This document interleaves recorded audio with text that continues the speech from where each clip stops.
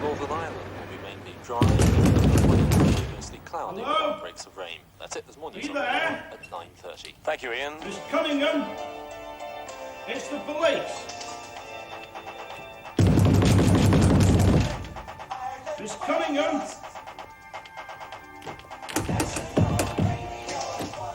Radio 1, 26 minutes before 9, coming up. Reckon there's anyone in there, sir? It's possible.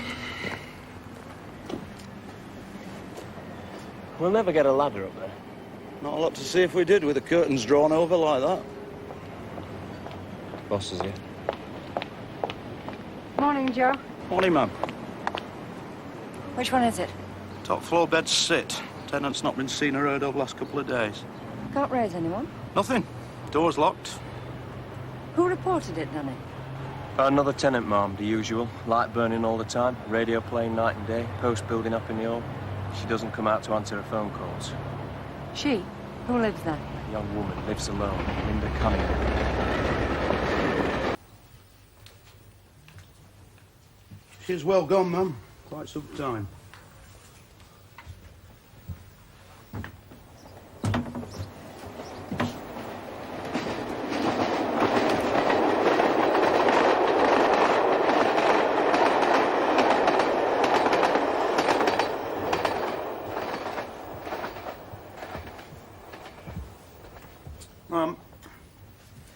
Heroin wraps. Must have been 3 or 4 grams worth of powder in them. Looks though she might have been pushing the stuff herself with this kind of money lying around. Probably selling it at a profit to support her own habit. She diluted the powder in water, warmed it up in here. Oh, pretty unedifying brew. Caused her to OD, probably. That's for the pathologist to say, Joe. What a way to end up, dying alone in a place like this. She can't have been more than 20. What do we know about her?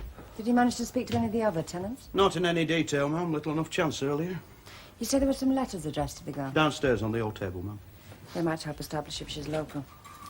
Drug squad will want to make their own inquiries while we investigate the death and trace the next of kin. Drug squad might know of her. Have a line on her. There's something here, ma'am. A photograph.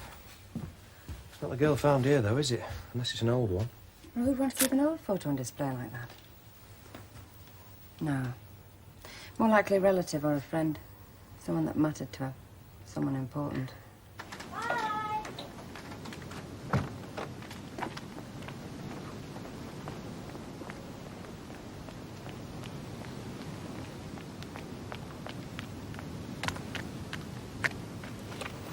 Yeah, also, Mark Perrin will want to know. And can you liaise with the drug squad, George? Tell them about it. She kept to herself. A real loner. How did she seem in herself? Some days she seemed quite happy, you know. Other days, terrible. I mean, she looked so ill, poor kid. Some nights you'd hear her crying in a room. Now, if she had any friends? Boyfriends, for instance? Not that I saw. She went out a lot. Any visitors? Yeah, there was one. A young girl. No more than a school kid. Who was she? There's no knowing. How often did she come here, this girl? Every couple of weeks. She'd stop up there a couple of hours, then be gone. Was that her? Yeah, that's the one. A bit older than that. When was she last here? A couple of weeks back, maybe. She always brought some flowers with her. Flowers? Yeah, a bunch of pretty flowers.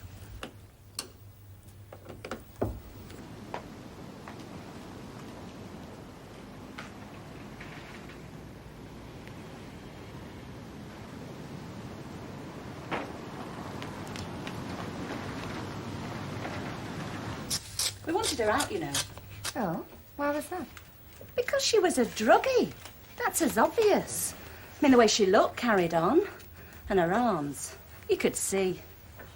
I mean, you feel sorry for them. But with kids around, it's not the thing, is it? Why didn't you report her to us if you thought she was a druggie? We wouldn't have shopped her. She might have got prison. Well, it's no longer a problem, is it, Mrs. Ross? Ma'am, a word?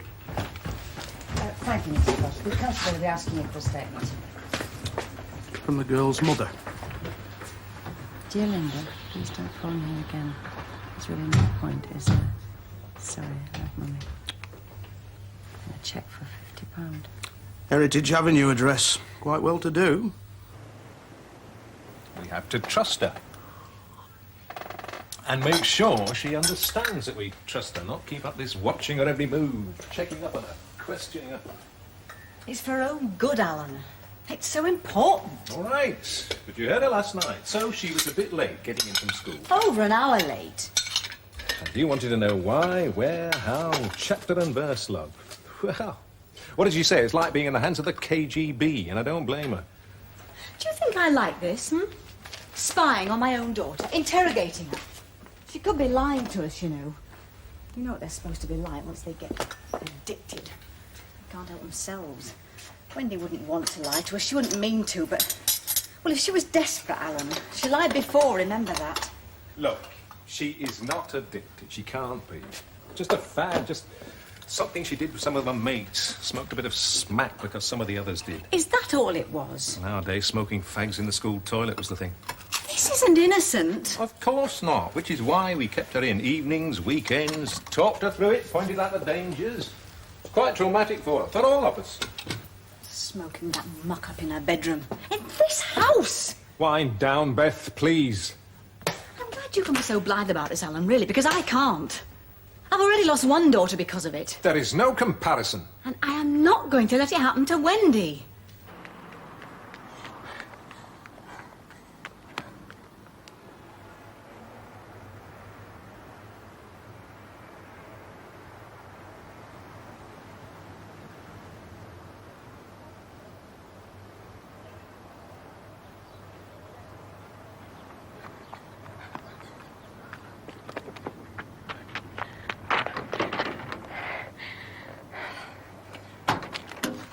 Cunningham. ADH Cunningham, 60 Heritage Avenue. Business address listed as well. ADH Cunningham and Company, the High Street. What, the estate agent? Yes, Alan Cunningham, that is, ma'am. You know him, Joe? Acquainted. He's the key holder of the premises on the High Street. Shall I get round there and talk to him, ma'am? I'll come with you, Joe. I'd like to try and find out how much Linda's parents knew of the situation. Oh, check with his office first. Find out if he's there. All right, ma'am.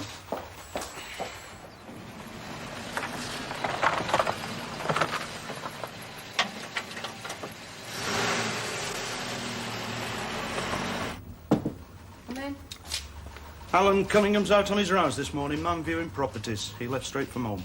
Can he be reached? He's taken his appointment book with him, so it's not certain where he'll be at any given time. His secretary's ringing round, leaving messages for him to contact us. Can we wait? There's Mrs. Cunningham to consider. You reckon we should break the news to her right away? I'm not sure. It's a terrible tragedy for anyone to have to face up to. Which of the parents is the strongest? I'd go for the father, but we can't risk Mrs. Cunningham finding out by chance. Word gets around, especially over something like this. The people in those bed sits know what happened. The press are bound to get onto it. I'll go and see Mrs. Cunningham myself. It's a delicate situation. Best if I handle it. All right, ma'am. She might want to talk. Find it easier with a woman. She may even volunteer some information about Linda's lifestyle. Like who that young girl was who visited her, for instance. Possibly a supplier. Oh, that's difficult to believe. A young schoolgirl. That wouldn't surprise me nowadays. You reckon Mrs. Cunningham knew her daughter was an addict from what's said in the letter? Well, certainly a rift between mother and daughter. Drug addiction does divide families sometimes. Might have happened here.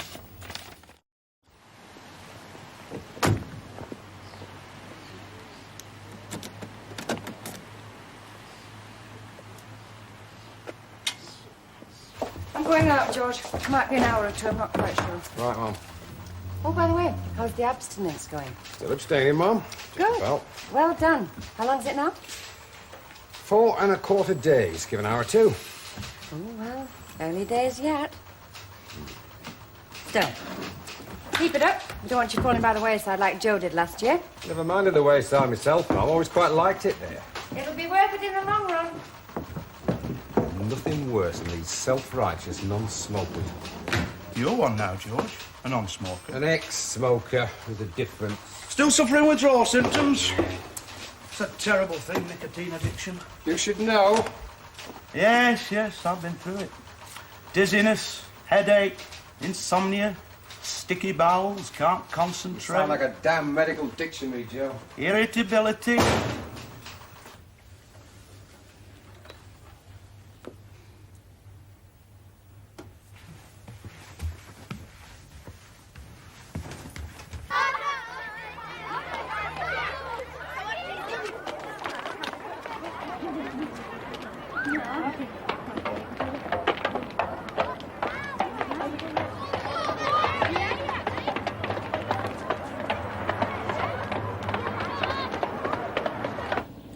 Well, she hadn't come to drug squad notice, but then we can't know them all. It's weird somehow, Sarge. Heroin addicts in a town like this.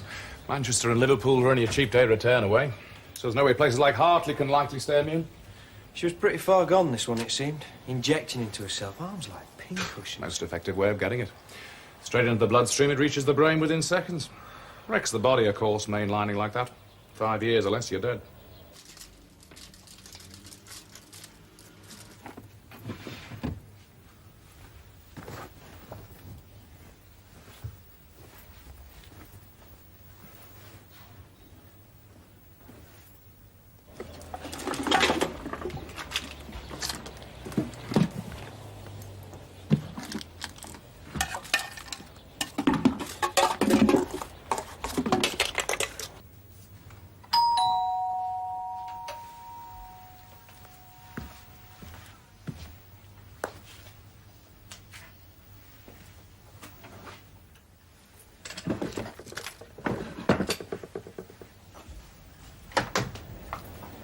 Hello. Mrs. Cunningham? Yes, it is. I'm Inspector Longton. Kate Longton. Inspector? I wonder if we could have a talk. Well, what about?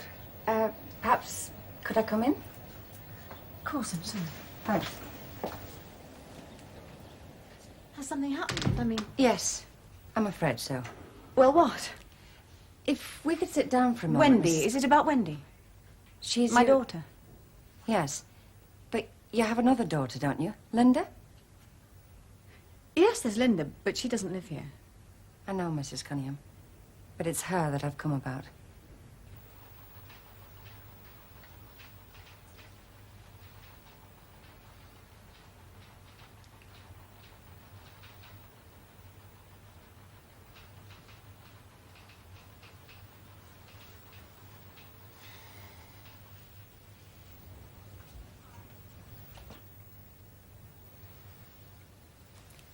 Words of sympathy are always inadequate.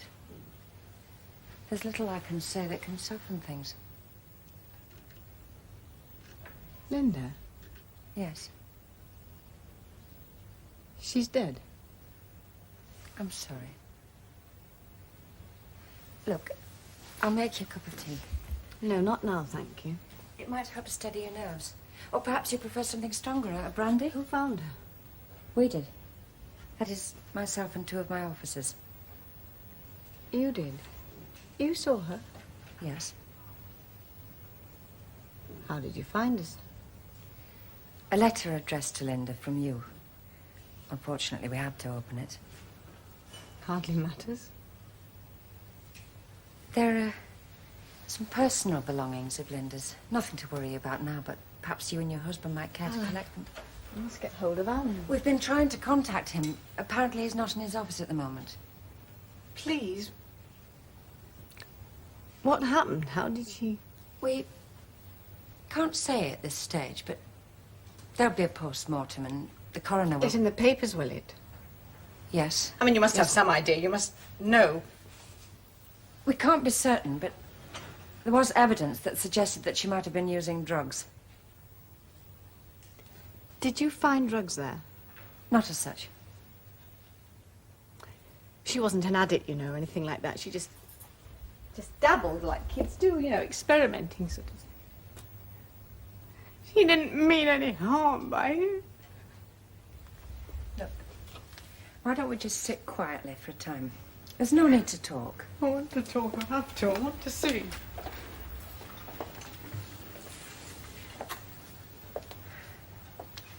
How old was your daughter? 19. She looked older. I used to say, you look so ill, so tired. It was heroin that killed her, wasn't it? Well, as I said... It killed her. I knew it would. I knew one day someone like you would come and tell me this.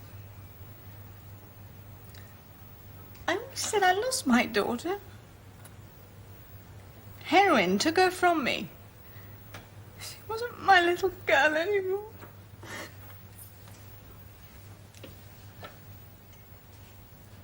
Was she using heroin while she lived here? Yes, she was. Started when she was at the Polytechnic. And she dropped out, went on the dole, just seemed to go to pieces. Was she a registered addict? No. And she won't go near doctors. We tried to get her to a clinic, but she refused. We tried everything. The rows and upset in this house, you've no idea. Then she started stealing from us. Money and things she could sell. Was there ever any indication where she got the heroin? None at all. I see. It was impossible. We were all suffering. Our lives changed. It was breaking the family apart. We couldn't cope with Linda. I had to do it. There was no other way. I had to. What? What do you mean? I kicked her out. I told her to go.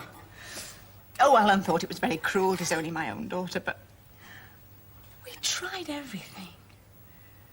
You understand, don't you? I understand how difficult it must have been. It was for Wendy, but we're so frightened for her.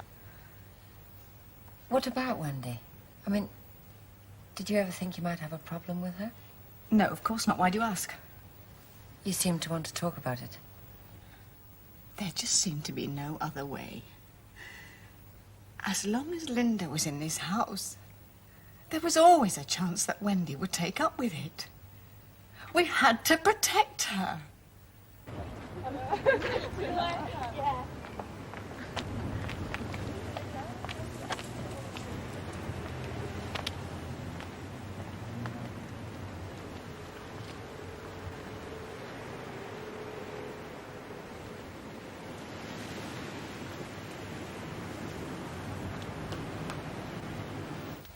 Why did you send her a check? I sent her something every so often. She was always so broke, living on Social Security. But didn't you consider what she might spend it on? Well, yes, all right, but have you ever had to throw your own daughter out? Of course I've thought about it all the time. I worried myself stupid. Is that Wendy? Yes. Did you miss Linda?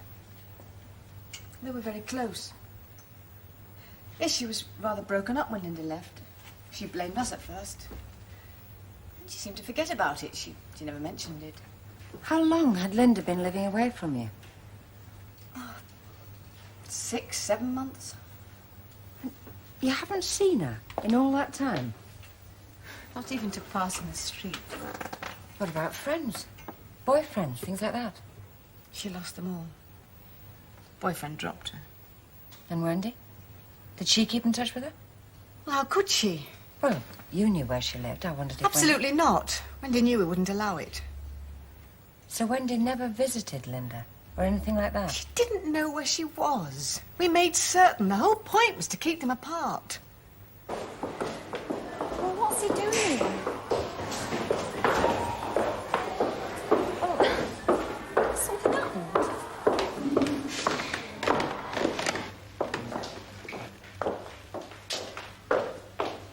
Thank you.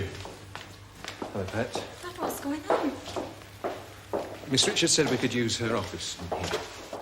Why? What's wrong? Come on, Mom. In here.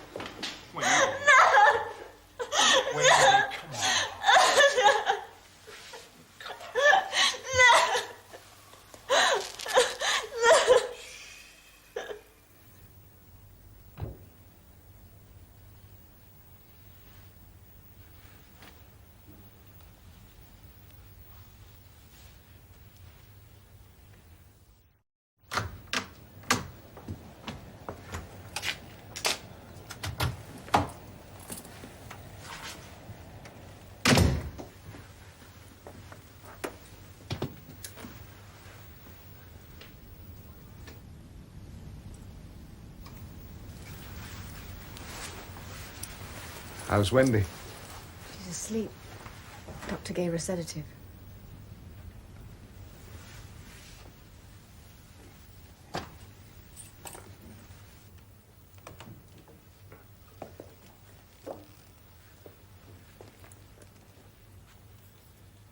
They were very kind, very practiced, you know. And I said, yes, that's my daughter.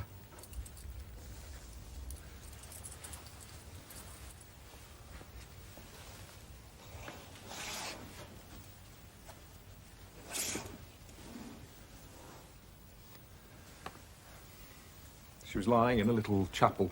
They'd tidied her up and put her in a dark blue gown. I made her decent.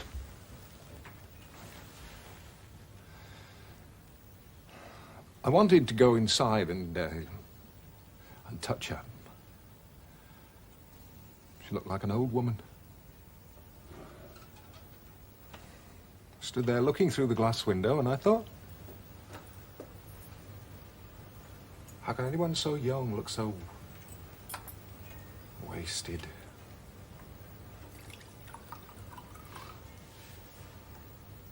And then we went away, and they asked me for a statement, coroner's officer.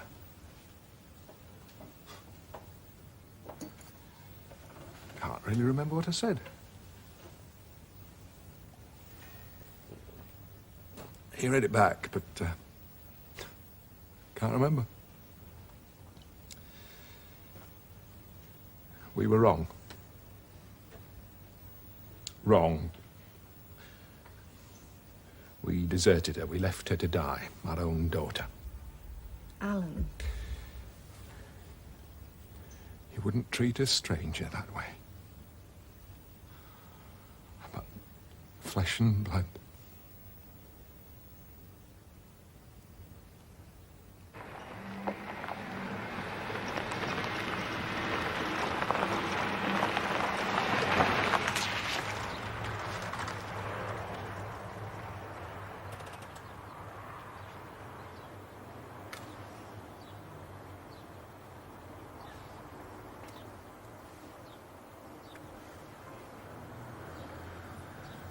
I think we must, Beth.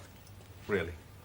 But why? What good will it do? I don't know. It might help the police. How? She might be able to tell them something, how she came by the heroin. She told them. She said some girls at school. If that's true, then it needs looking into. I don't need to spell it out, not now, how this can end. But think of Wendy, what it'll do to her. Her sister's dead. Isn't that enough? There are people making money out of this. While our daughter lies in the mortuary, the profit is counted. Kids like Wendy who are victims of the wretched.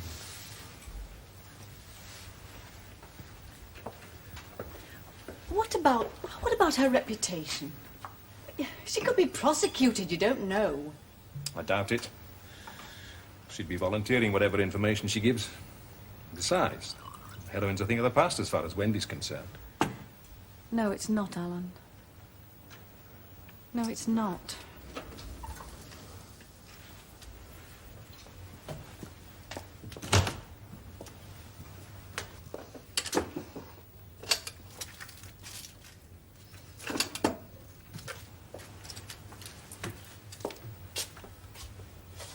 I found this hidden in her room this morning. It's not exactly something you enjoy, going through your daughter's room behind her back, but... Didn't you say? Oh, not today. There's been enough today without this as well. Well, maybe she left it there from before, when, you know, from weeks back. I've looked before. This is recent. Then it has to be the police. I don't think that's the way to handle it, Alan. I really don't. Beth, we must. There is no question. But she might get into trouble. If that happens, it's better for her. It's worth the risk. We can't hide it any longer. She was phoned by a guy called Frankie this morning. He's known to us. Bit of a pathetic case. We think she may have been selling to him, though he won't admit it. But where was Linda getting the heroin from? Over £100 in cash was found in her room. Now, where does a junkie on the dole get that kind of money from? Probably through buying the heroin cheap enough to sell around to other addicts. which suggests she was getting the stuff direct from the dealer. You think there's a dealer at work in Hartley? Well, smack's got to come from somewhere. My DC's out now chatting up known addicts in the area. Because when one of them dies, the others get twitchy, might start talking. The problem is, the dealer might get wind and decide to leave Hartley alone for a bit. So, who are we looking for? Could be a user himself. Or a breadhead. A non-addict making a big profit from it. Often they're ex-cons. Peddling drugs being safer and more lucrative than thieving. Perhaps Jack should speak to the Cunninghams. I've warned them to possibly expect you. Think they might know something now? Just a feeling. There was an atmosphere. As if the mother were holding something back, being protective. The younger sister. Understandable in the circumstances. No, there's more to it than that. There was a special relationship between those two sisters. I mean, Linda had Wendy's photo up, and Wendy used to visit Linda with flowers against her parents' dictate. They didn't even know about it, or so they say. Could lead somewhere. If the kid sister knew who Linda's junkie friends were, possibly her contacts, places she frequented. If we are harbouring a dealer in this town, I want him stopped and stopped fast. Can't prevent all the heroin creeping in, but by blocking the main supply, we can at least contain the spread.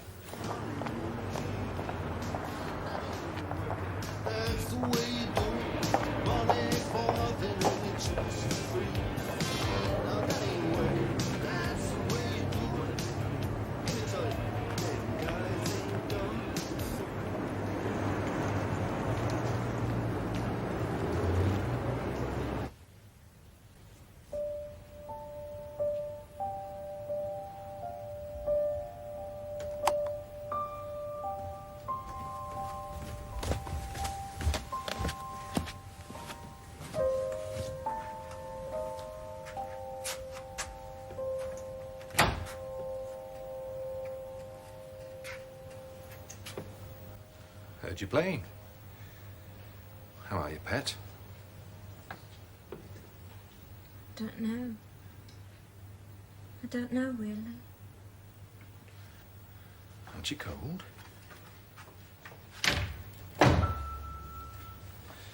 Heating's gone off. It's very late. Will I wake the neighbours?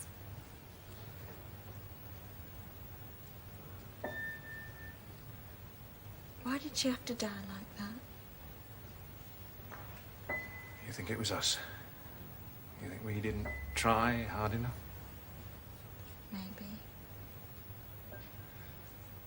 It's difficult, isn't it, Wendy? It's impossible. We were so worried for you. So it's my fault. It's me. I think we've all made mistakes. And maybe now's the time to put it right. It's too late for that. It's too late. As far as Linda's concerned. Write that one off. Clean the slate. Come on, Wendy. It's necessary because of Linda, because of what happened to her. I don't want to talk, Dad, please.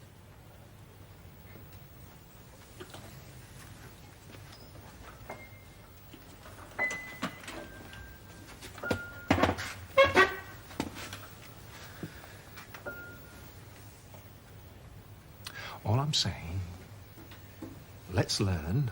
Let's not go down that road again. What do you think, Wendy? Only your mother found some stuff in your room. The things you used for smoking heroin like before.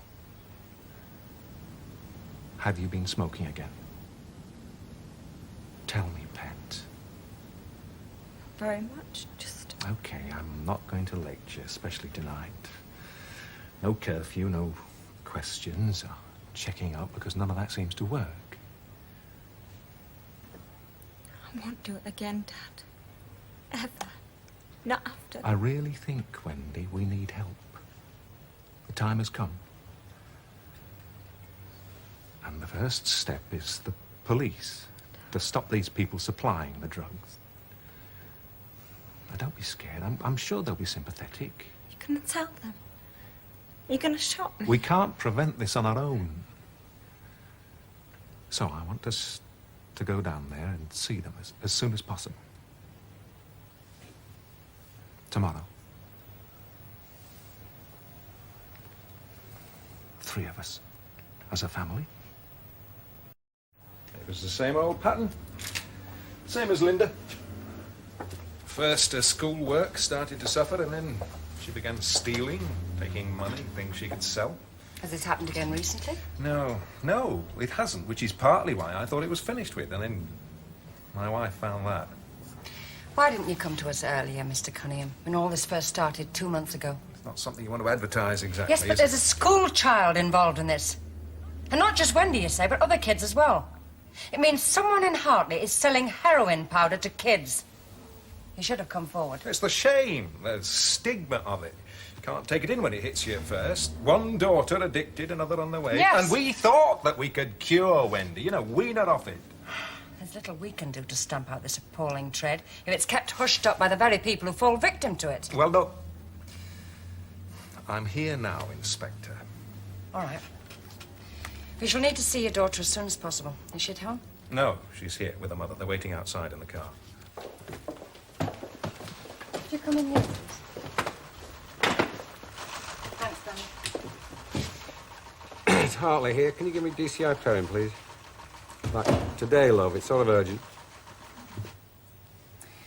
How many of you were involved? Just a couple of friends. Girls at school? I shall want their names, Wendy. You understand that? The parents will have to be informed and the school alerted. I want this stopped. Where did you find the money to pay for it? Took from home. But your parents found you out. What did you do then? Look, I don't want to bully you, Wendy. You've been through quite enough already. So why don't you tell me now? We did some shoplifting.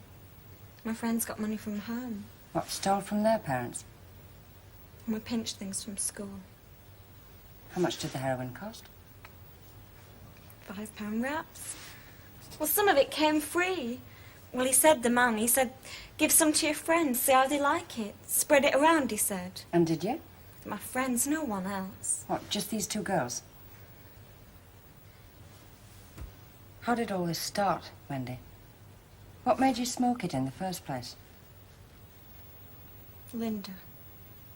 It was Linda. One time when I visited her. But Wendy, you didn't know where she was. Just a minute, Mrs. Cunningham. Let Wendy explain. A letter arrived from Linda, addressed to Mum and Dad. I hid it away before they knew it had come. Why did you do that? Because they, my Mum and Dad, they wouldn't let me see Linda. Well, it was like she didn't exist anymore, and You were very fond of your sister. I used to go round to her bedsit. I always took her a bunch of flowers to try and cheer up the place.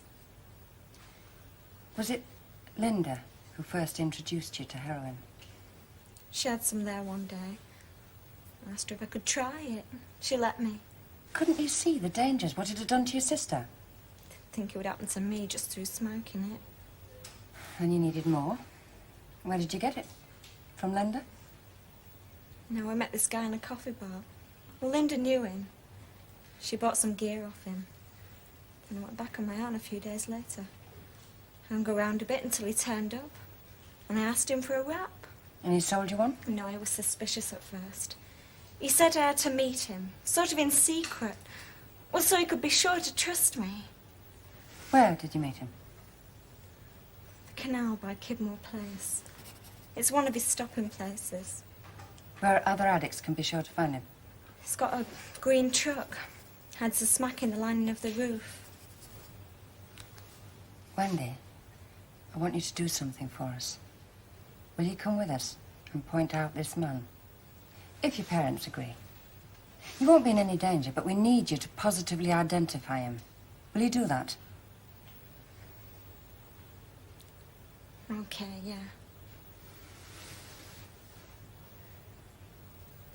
Did Linda know that you were meeting this same man? No, she never knew that. Was she aware that you continued to smoke heroin? Well, she went mad. She kept saying, you want to end up like me? But she started you on it in the first place. But she didn't mean that to happen. She got so really tore apart when she knew I was doing it. Because she knew she was going to die. She said, I can't get by without smack. She couldn't sleep, she couldn't wake up, she couldn't walk across the room without a daily fix. And she said it'll kill me. One day expect It's all right, Wendy. You don't have to tell us anymore. But she did it for me.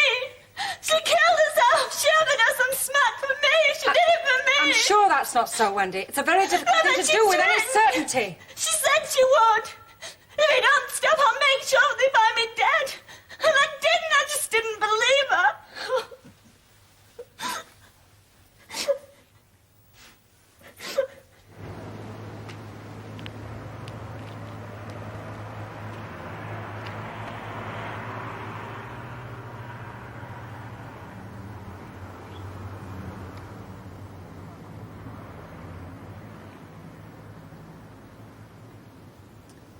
Kids, youngsters. What kind of person would do it to them? Makes the whole thing worthwhile, Kate. You have to keep your chain of addicts growing. Kids are most vulnerable. Easy meat. A sound investment for the future.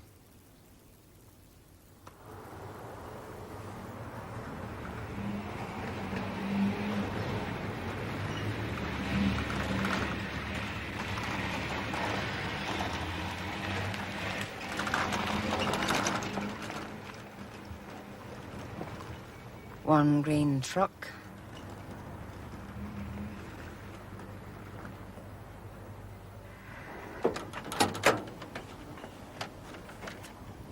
Hello, love. You were early? Come on, love. Give the signal. That's it. She's picked up the case. Okay, lads, move in.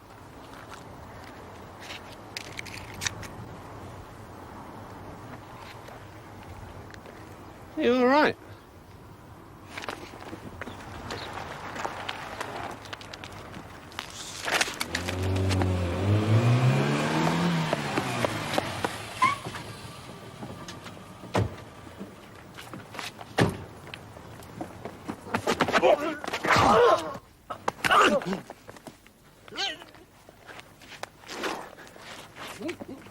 Okay, Brian.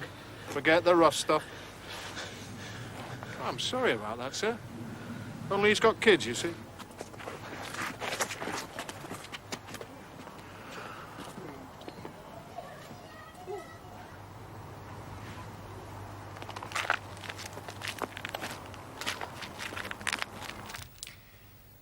Good stuff, is it? 90% proof, I don't doubt. And plenty more, right, Shepherd? How much do you pay for it? 30, 40 pounds a gram? And sell it for what? What's its street value, Shepherd? Maybe 100 pounds a gram? 1,000 an ounce? Not a bad profit, my son. You say so, Mr. Phelan. Oh, better than the old days, though, isn't it? Serving time for bungled bank robberies, nasty little security van hold-ups. Providing you don't get caught. Where do they make specimens like you, Shepherd? Mr. Phelan. You destroy people. Slowly and painfully. What does it feel like, Shepherd? You get very emotional, Mr. Oh, Phelan. forgive me. Does your wife know what you do for a living? Your children? Your grandmother? Ever you smack yourself? You just gather in the readies. I don't make anyone buy the stuff. It's up to them if they want it. Market forces, Mr. Perrin. What? Young kids? School children? You kill people with this muck, Shepherd. Not me. And what about Linda Cunningham? Hadn't you heard? Her funeral's in a couple of days' time. I know nothing about it.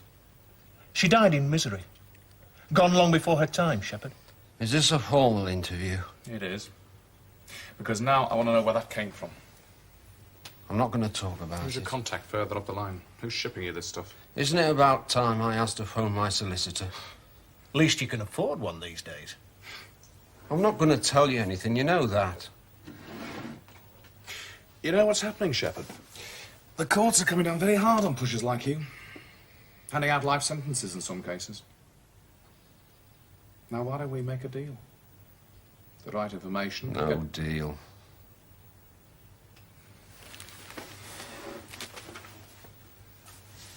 Any message you'd like to pass on?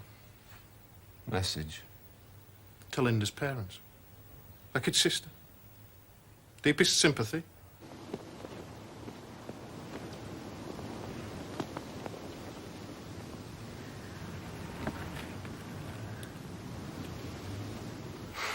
Well, at least we put a stop to Shepherd. That's equivalent of slum clearance. But it's not enough, is it? I mean, we know there'll always be another shepherd ready to take his place. Someone else waiting.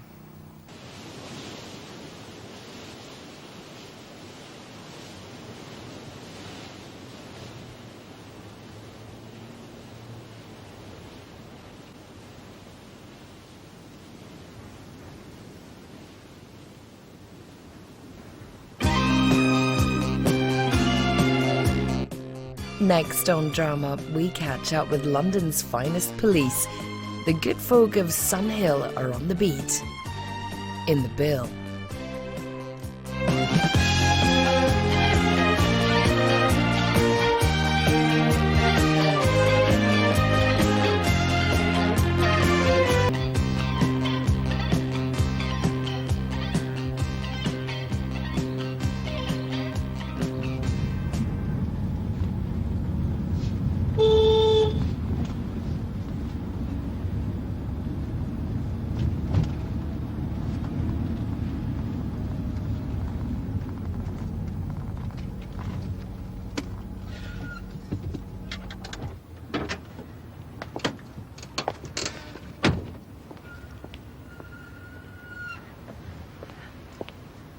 Do you know me?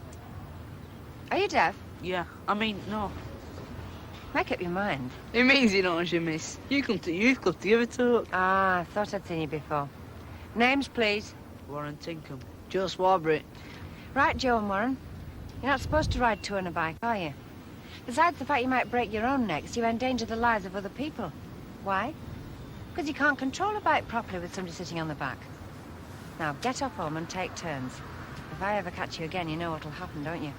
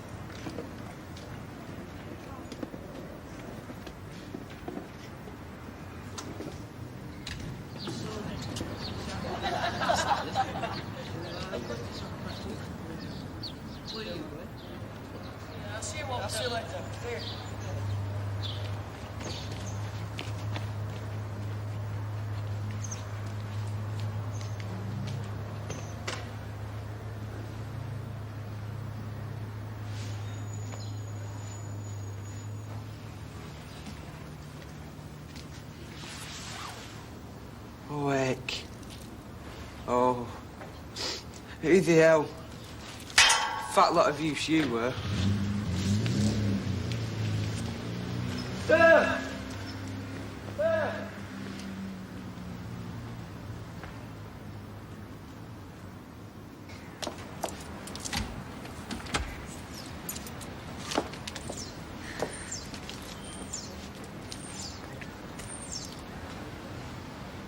Nice little house. If it's what you want. True. Shall you be moving in, then? Must say, I fancy it. Ah. Edwin Fawcett. Catherine Longton. Police, aren't you? Right, first time. I saw your picture in the paper. Good one, wasn't it? Not bad. Well, then.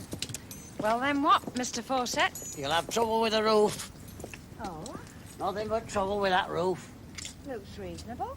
Nail tired. Do nails get tired? They age like folks. Well then. Still, nice little house. Been well looked after. Except for the roof. That's it. Been here long? Since I were married. Wife's passed over. Lonely? Had my daughter nearby. Funny thing, Yes. police next door. Oh, I'll be off duty here. Well, sort of. Police is no place for a lady. I seem to be getting along, and I've not changed sex. I work for a builder. Oh? I'll have a look at that roof for you. Great.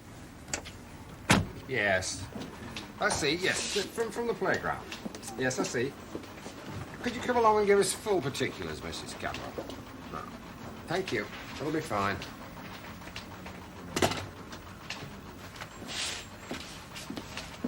Ta, any tea going? Yeah, Danny's just made one. Oh, great. Did you see the house, Mum? I did. Any use? Could be. I hear there's some tea going. Hello. What's this? Oh, heck, where'd you find that? Landlady, Mom. Are you that intimate? Eh? She's past 50. Oh, some like the older woman.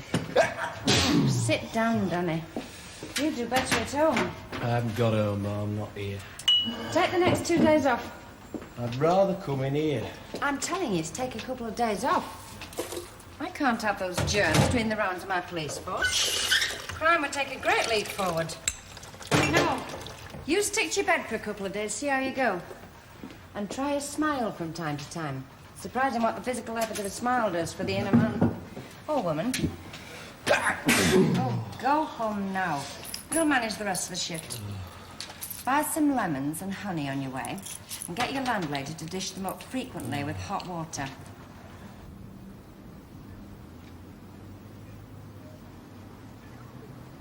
Oi! Oh!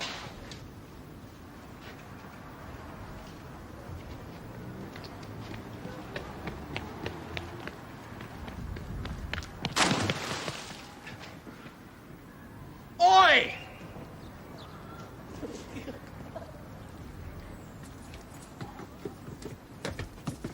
So, you kept late at school? No. He just said He stayed for judo. He wasn't kept. And when he came out, you went to the bike sheds and found the bike gone. That's right. I'm asking the lad, Mrs. Cadwell. Well, that's what he told me. Yes, but I want him to tell me. Was the bike there at dinner time, Walter? Yeah. You sure of that? Yeah, a couple of lads asked me for a loan. I hope you said no. Look, it's quite new. You can't have I've had all it and here. sundry on it. We don't like him lending It it. He's only cost just me. started riding it to school, and now this. All is not yet lost. The bike is. It's a small town and it looks like an inside job to me. So, what? So it could very well turn up quite quickly. Unless it's sold. I mean, it could be sold, couldn't it? I sent you home. I found this on the way. That's it. It's all wet. Is that your bike, Walter? Looks like it. Well, take a good look, lad. You must be sure. That's it, all right. Walter, is it your bike? Yeah, it's mine. Well, look at the number. Yeah, it's mine. Found property register, please. So what happened, Danny? I caught two lads doubling up on it, so I shouted at them. They took off towards the canal, so I followed. On the bridge, I heard this splash. Looked over to the towpath, saw the bike sinking, two lads running away. It was stolen, all right. That's what we have to find out. Of course it was stolen. All right, Walter. Sign it, and then you can take your bike home. What about the thieves? We shall start inquiries, Mr. Cadwell. Now, get the lad home. He looks done in. Aye. Right. You'll not ride it to school again. It's supposed to be my bike. Useful sort of cold. Might not have found that bike without it. I'll look at these later. Might pop into the youth club. Game of darts? Hunch. Mother again? Must be lonely. Come along, Danny. I'll give you a lift. We'll talk about that hunch.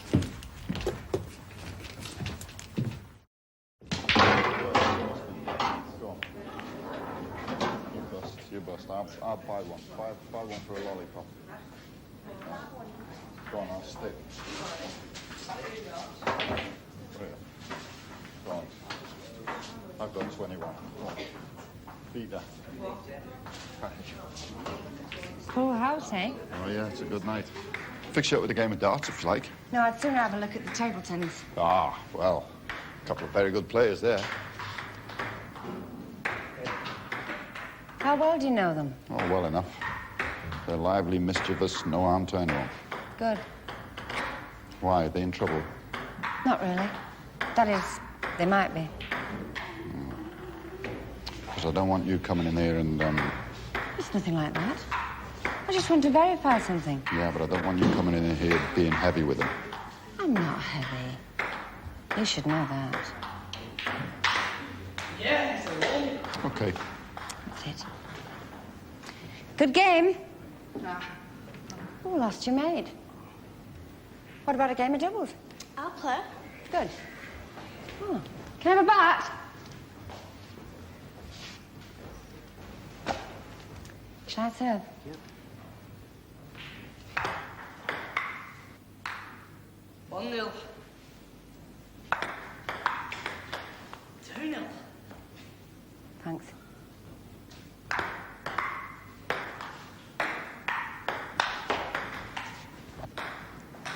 Go on. That bike you were on, Bike. the one I saw you doubling up on. It were a land. Oh, Walter lent it you, did they? Yeah.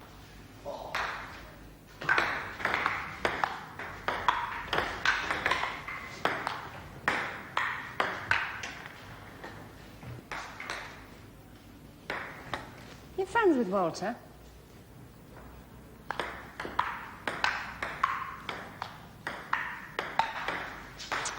The chain was broken, I heard. Well, he was in judo. And they don't like us going in judo when we're not playing it like. He said we could lend it.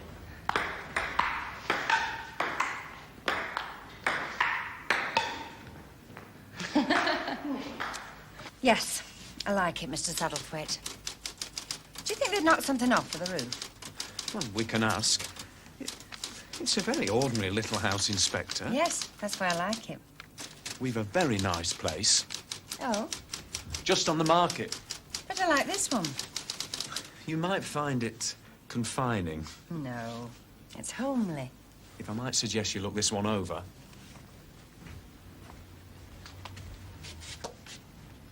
Early 1930s. Bright, spacious, very pleasing. For a person in your position. Well, I mean, you are a personage. Personage? Well, you know what I mean. Well, the area is a good one. Houses well spaced. Neighbours, more your style. No, I fancy this little terrace. It looks cosy. Yes, it suits me. And my pocket. Little one work done on it. Yes, the roof. I suppose you could knock the two downstairs rooms into one. I don't want to change it. I see. Good. Shall I make an offer? Of course. Have you a solicitor? A colleague has recommended one. Mortgage? Oh, yes. But I've a fair bit to put down. Ah. Are you sure you won't have a look at this other house? Semi-detached. I like the terrace. It's warmer tucked up like that. Very well, Inspector. But have you seen the neighbours? Yes, I have, Mr. Saddlethwaite. Can we get on? I'm a very busy woman.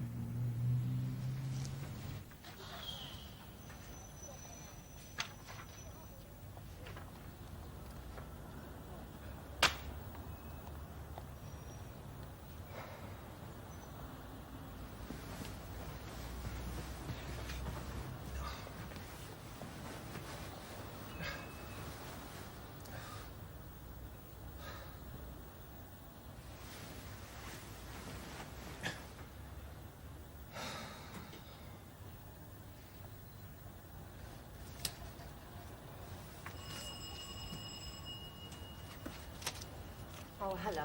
Inspector Longton. Oh, I wonder if I might see Danny Sparks. Oh, well, he's still in his bed, but you better come through. Thank you. How's he been? It's not been too good.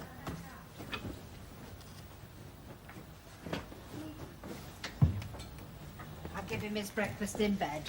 He's eating quite well. Here we are. Hello, Danny. Hello. The inspector. checking up on you, love.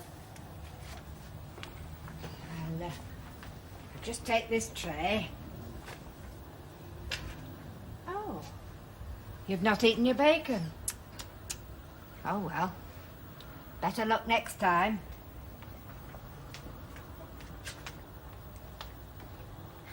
How are you, Danny? Not bad. Sorry about the mess. Oh, it looks pretty Spartan to me. Mum and Dad, Oh, yeah. go home much? Not much. From choice? Yeah, I suppose so. Well, you sound a lot better. Oh, good.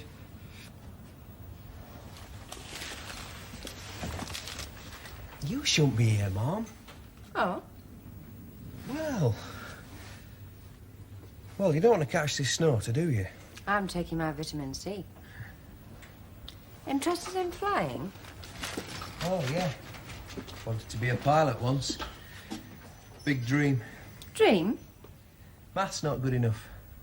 Too thick generally. You're not thick. Those two lads with the bike. You didn't actually see them toss the thing in the water. Oh, no, Mum. I just heard the splash, so I'm running away. They say it were a land. Say out. Do you know them? Seen them about, young rips. Actually, Mum. Yes? Actually, I saw the lads and their parents last night. Last night, you should have been in bed. Yeah, well, I thought I'd go round after youth club. I see. I thought I ought to. Can you give it to the typist, please? Yes, I will. Seems nice and clear. Oh, oranges. And rum and butter toffees. That should oil the works. You're worse than your man. Know anything about Walter and family? Not seen him before, as far as I recollect. I had a word with his headmaster. I had to go round to the school on other business, and you were ill. Hard-working lad, apparently. Bit repressed. What about the other two? He said the same as you. Couple of rips into all sorts of mischief. But not bad, he thinks. Must have panicked over the bike. Yeah, maybe. I wonder if I should have a word with Walter. Well, if you want to, Mum. Right then. I'm off. Keep warm. Mum? Yes? Yes? It's nothing, sorry, Mum.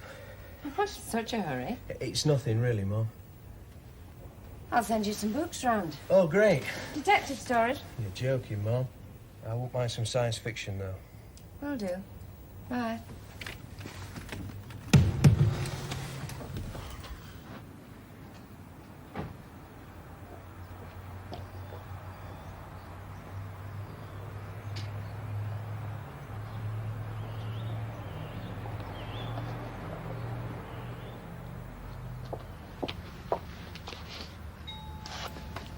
Who's that at this time? You won't know till you answer it. Don't be cheeky. You go.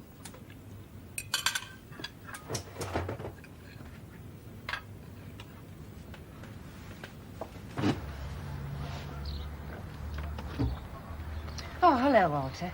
Is your mum in? Yeah? Good afternoon. Good afternoon. Could you spare a minute or two, Mrs. Cadwell? Oh, well, yes. Will you come in? Thank you. We're just having our bit of tea. Oh, don't let me interrupt you. Oh, no. I mean, will you have a drink of tea? Thanks. I'd love one. Best go into the lounge. Oh, no, please. You're eating. If you don't mind, I'll just sit here. Sorry to burst in on you like this. That's all right. It's just, you know, never had the police here before, like. Sit up, Walter. Have you arrested them? No. Have you not found them, then? We found the two lads who, Put the bike in the canal. Just sit still, Walter. This concerns you. They're not going to get away with it, are they? Do you know Joseph Swarbrick and Warren Tinkham? Yeah. Speak up, Walter. I said yeah. Yes. Yes. Did you say they could borrow your bike? Well, did you? Did you? We said not to lend it, didn't we? Your dad and me said no lending.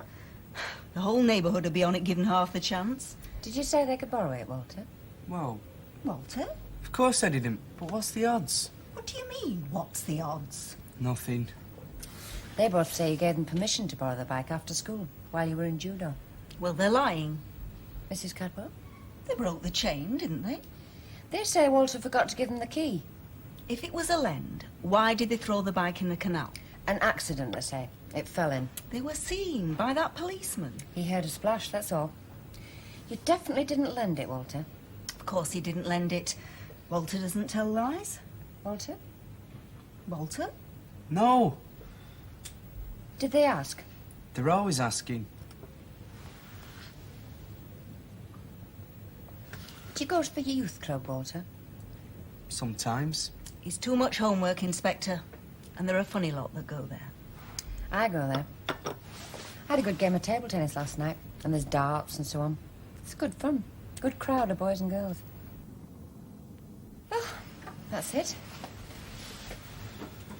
Mrs. Cadwell, the boys have never been in trouble before. As Walter's got his bike back, perhaps he'd like to withdraw the complaint. They want teaching a lesson. Well, think about it, Walter. He's thought about it.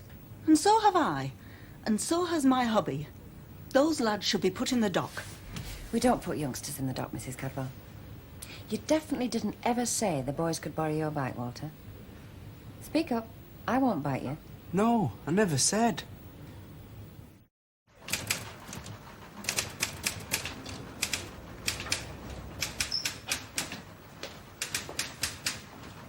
Good evening. Good evening.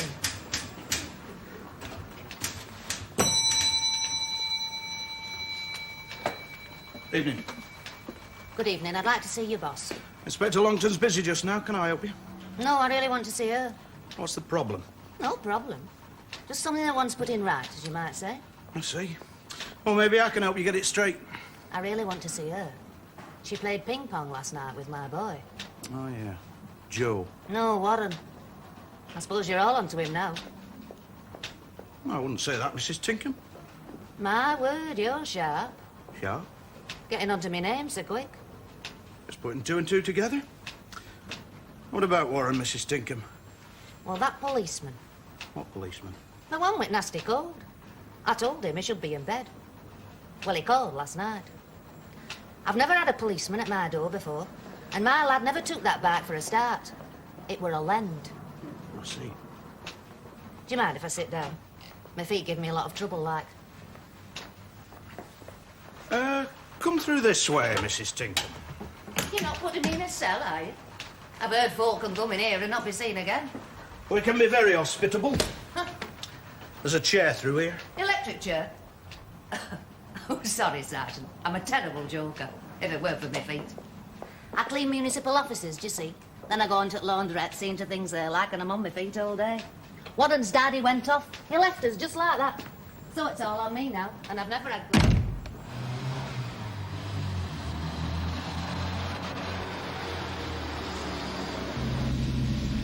That's it. Put down my deposit. Don't say it. Too little. I should have a nice semi in a nice street in a nice part of town with nice neighbours. It's okay, Mum. Like where my mum lives. Surveyor's got to give it the once over, and searches and all that. There shouldn't be any trouble. Never had my own home. Never had a settled home. Shunted about, Mum. Well, army family. All over the place. Oh, yeah. You go abroad much? You can say that again. I thought of the army. You know, after the Air Force. No go? Big boots and guns? Not for me, Mum. You like the uniform? Maybe. Like to feel I'm doing something. At least I thought I did. When I look at little places like this, homes, you know, I wish I was settled. Especially at night when the lights are on, you can just peep inside the rooms. I like home. That is, I wanted to get away when I was there, but miss me mates. I'm thinking of packing the job in. The thing is, Mrs. Cadwell, both boys swear that Walter gave them permission to take the bike. They would, wouldn't they? We've only Walter's word that he didn't give that permission. Not mine. You were not present. I know my son. There's not much to bring a case on, Mrs. Cadwell. And these two boys have never been in trouble before. If we can keep it out of court... They should be in prison, never mind court. And this constable saw them throw the bike in the canal. No, Mrs. Cadwell, I never said that. The boys say it was an accident, Mrs. Cadwell. As it's a first offence, I think... They want teaching a lesson. Will you have a drink of tea? No, thanks. Mrs. Cadwell, the boys' parents, they're decent people and very upset by this. So they should be.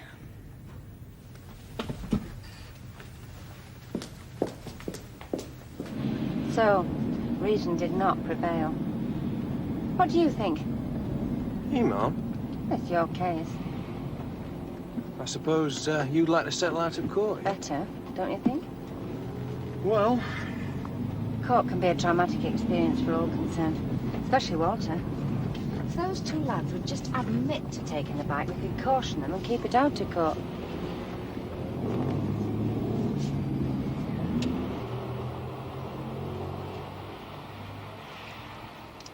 Nice toffees. You bought them, Mum? I have impeccable taste.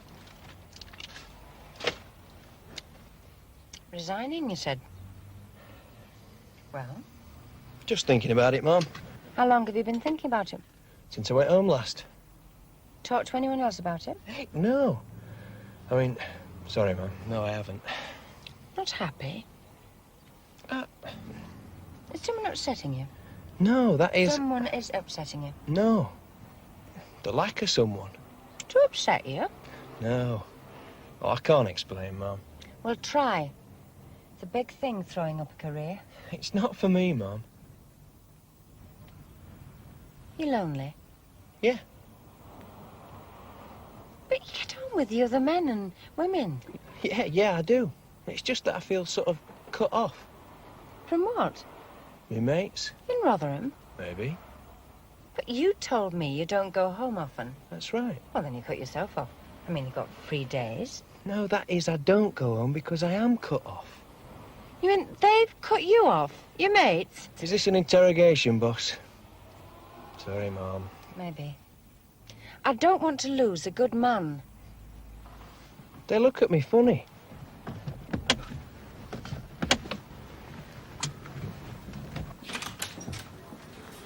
Where are the butties, Danny?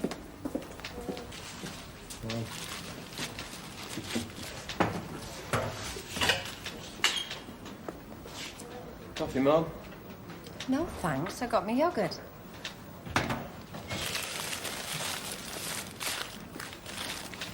Sandwiches, Mum?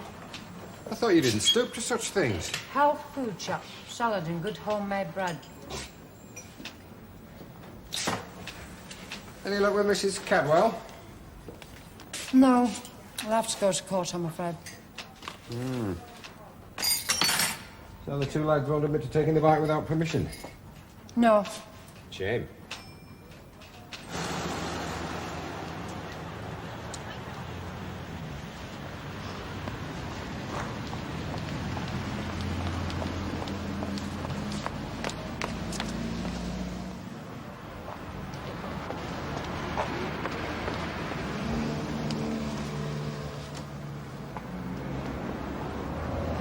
Is that him? Yeah. Not a naughty boy, telling all them lies. Hello, you're looking bright and chirpy.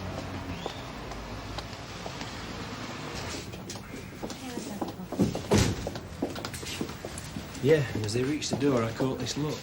Between the boys? Yeah, funny sort of look. Has Walter been got at, do you think? Dunno, hard to tell. Something's going on. Thanks, Danny. Oh. Smashing. Absolutely terrific. Yes, absolutely terrific. Morning, gentlemen. Morning. And I'm going to have another one this afternoon. Finalised on the house yet, Inspector? We exchange contracts tomorrow. Quick work. Thank goodness.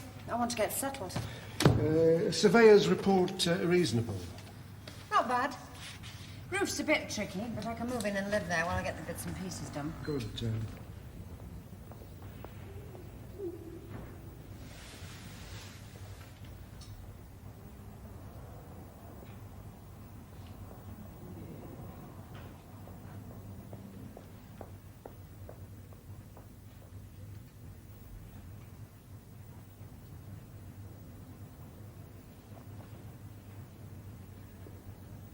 That Joseph Swarbrick and Warren Tinkham took the bicycle belonging to Walter Cadwell from the cycle shed at the school on the day in question without the permission of...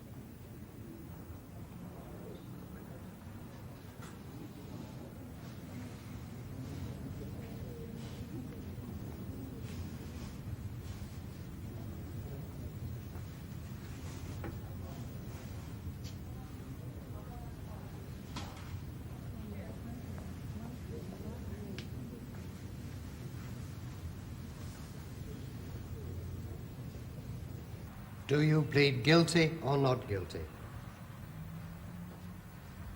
Not guilty. No, Mrs. Tinkham.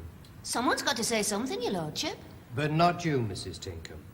The boys have Mr. Topham, their solicitor, to answer for them if they don't answer themselves. Your Worships, I represent both the defendants. They plead not guilty to the charges. That's what I said. Mrs. Tinkham, I must ask you not to comment. But I only said that... Thank you, Mrs. Tinkham. Inspector? The first witness is Walter Cadwell, your Worships.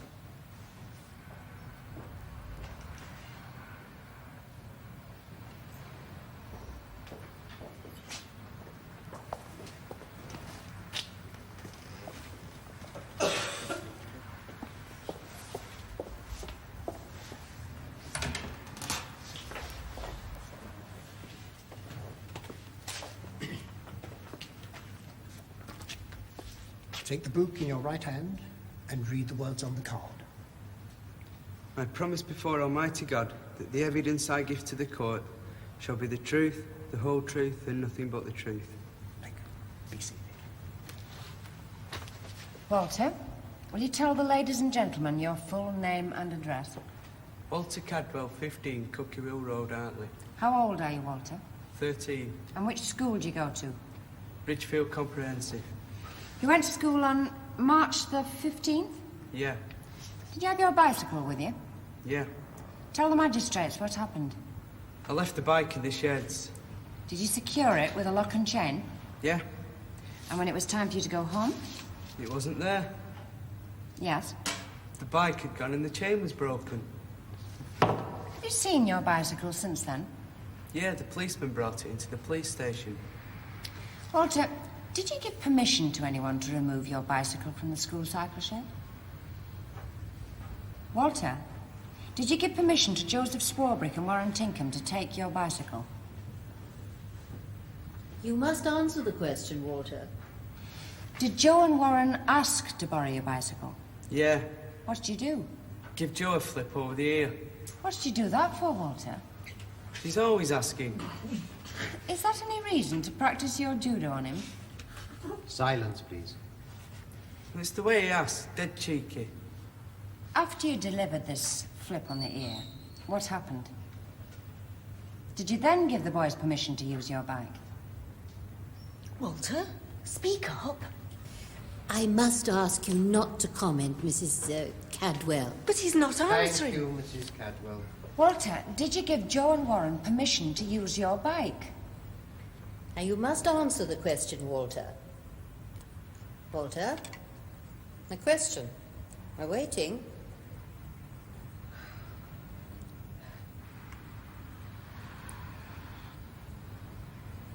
What's wrong with him?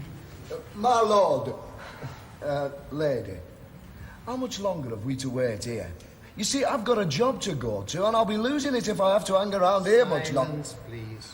Yeah, but jobs don't grow on trees. Mr. Swarbrick. Walter, did you give these two boys permission to use your bike? Now speak up, Walter. Your Worships, may I ask for a short adjournment? How long would you like, Inspector? I think 15 minutes should suffice. The court's adjourned for 15 minutes. Bloody man. All stand. Would you mind coming this way, please, Mrs. Cadwell? Is it over, Mum? I've not A been. slight hitch, Constable. What are you up to? Why didn't you answer? What are you playing at? May I speak to Walter?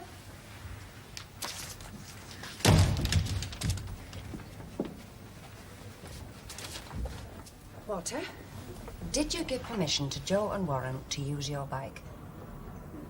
If you don't answer the question, we shall have to drop the case. Speak up, boy, for goodness sake. You're wasting everybody's time messing about. Have you been got at, Walter? Got her. Have Joe and Warren threatened you in any way? That's it, isn't it? He's been got at. Don't be daft, they couldn't knock the skin off a rice pudding. You've not answered my question, Walter. Were you persuaded in some way to keep quiet? No. Well, something must have happened. Mrs. Cadwell, Walter has some reason of his own for not answering the vital question. If he has not been persuaded in some way to keep quiet... He's been threatened. Of course he didn't give permission for his bike to be borrowed. We don't allow it. We have no evidence that Walter has been persuaded in any way. So, what happens now? You can't just drop it all. I mean, the bike was stolen, there's no doubt about it. We have no evidence that the bike was stolen. You have my word. Neither of you were present when the boys asked permission to borrow the bike. The case rests on whether Walter gave that permission. If he doesn't wish to speak for some reason of his own, there is no case. But that constable saw the two young devils throw the bike in the canal. No, he did not see that, and the boys insist that it fell in. Well, it's ridiculous they're getting away with murder. I'm sorry. Still not willing to answer the crucial question, Walter? Right then, back to the worships. So I'm afraid the prosecution can offer no further evidence in this case. Thank you, Inspector. They can't get away with this. Silence, please.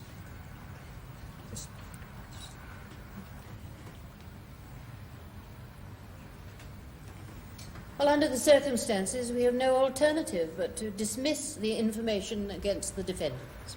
There now. It's not right. Getting away with murder. Order, please. Bloody marvellous. Order, please. But all this time wasted. Clear the court, please. Your Honour, my boy's been tainted and I want some... Clear the court.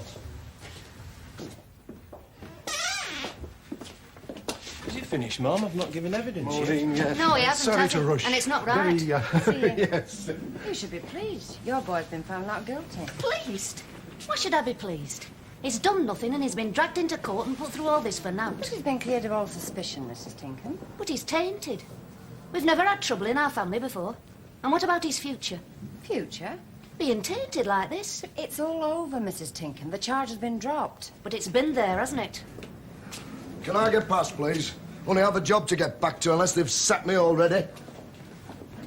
You should be more careful, miss, before you get innocent boys up in court. I hope you're proud of yourself, Inspector. And you too. We're respectable people, Inspector.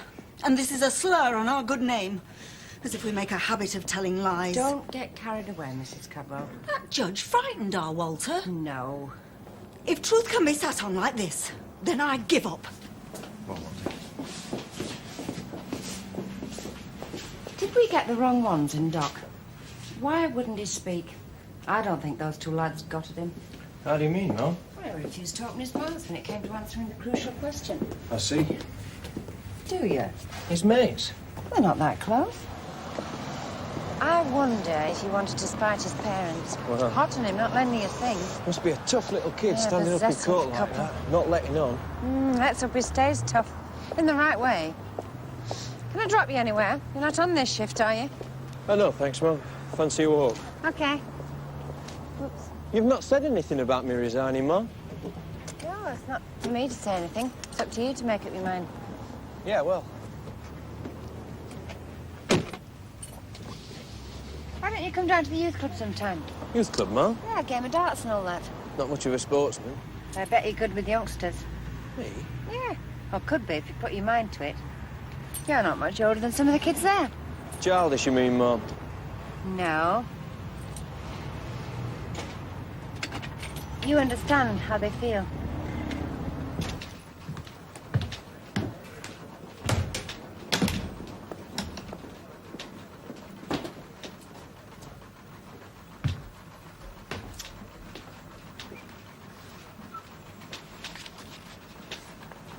Case go well, man? Witness let me down. Oh, young Danny? No, young Walter. He used to open his mouth when it came to the crunch. What a waste of time. Not wholly. I think the miscreants learnt a lesson. And Walter learnt something about himself. And left you with egg on your face, yeah? I felt a bit mad, but I concealed it very well. You have a visitor. A visitor? Interview room. Criminal? I don't think so. Who? Says she's your mother. You're joking. I don't think so. She has a look of you. Might have known. I should never have told her about the house. I've not even moved in yet. Where am I going to put her? Nice clean cell round the corner. Oh, thanks a bunch. I might need it for myself. A refuge. Oh, good old man. Can't keep her down. Oh, well. See, pickpockets at it again.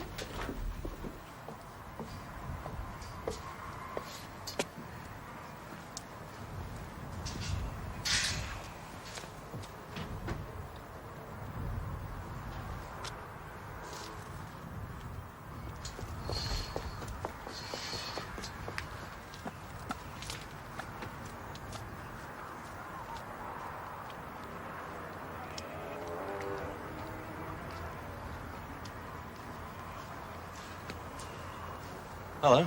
Thought it was you. Oh, What goes? my bike. How do you mean? I mean, I don't want it.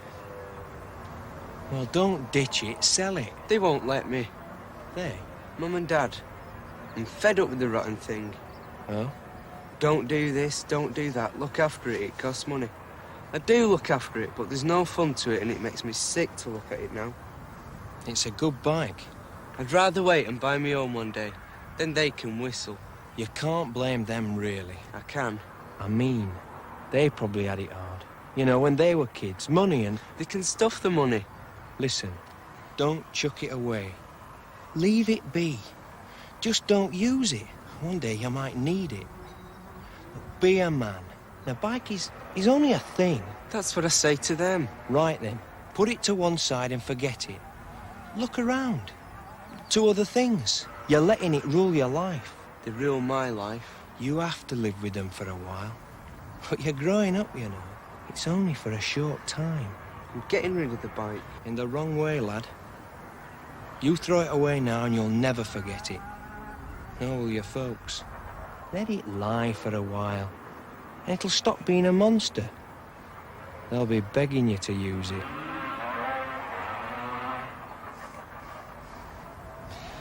Look, are you coming out to Youth Club? I'm on my way there. Game of darts or something, fancy it? Yeah, why not? Great.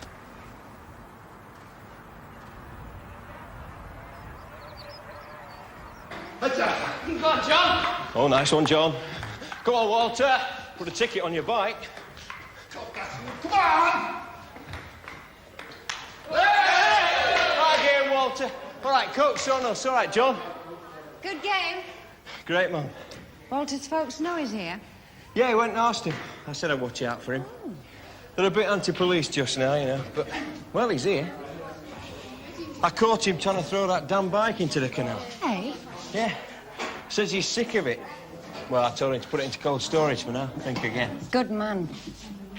Have you thought again? Yes, Mum. Give it another 6 months. Well, see what happens, eh? There's a Coke for you. Thanks, John. Next on Drama, we catch up with London's finest police. The good folk of Sun Hill are on the beat. In the bill.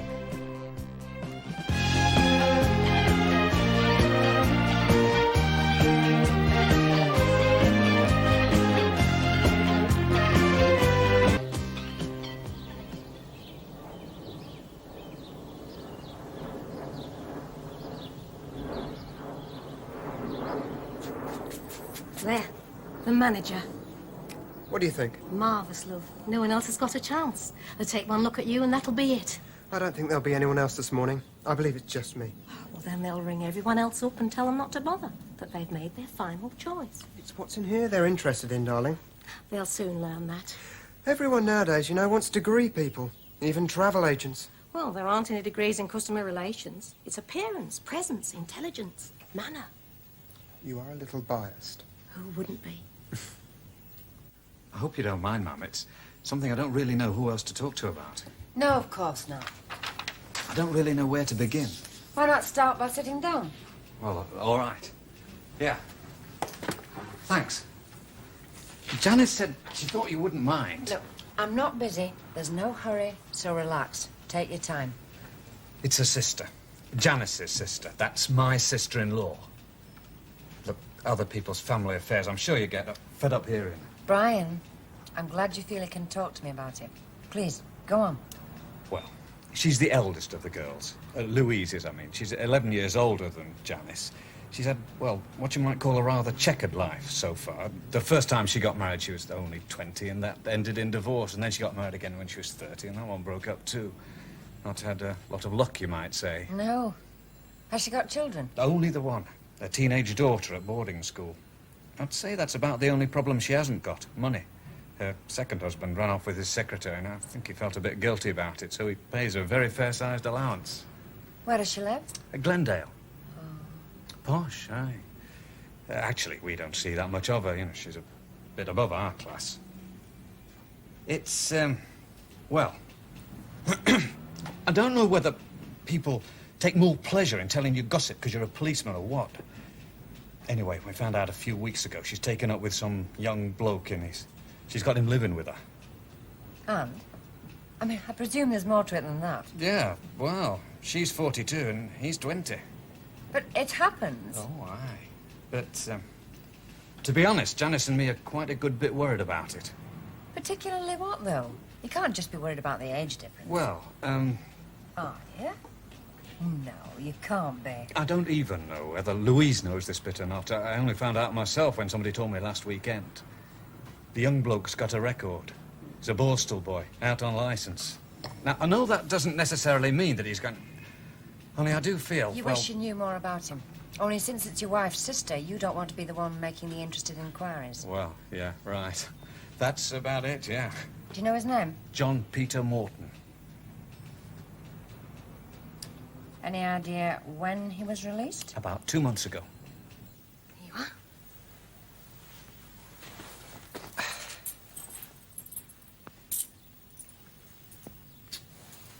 I shall pray. Dear Lord, please give John Peter his big chance. You never know. It might work. What time will you be back? What do you think? Would it seem very pushy if I asked him if he'd like to have some lunch? No, of course not. I mean, after all, customer relations. I do so hate asking you. Well, at least you should be on the safe side, just in case. I know you won't use it if you don't have to.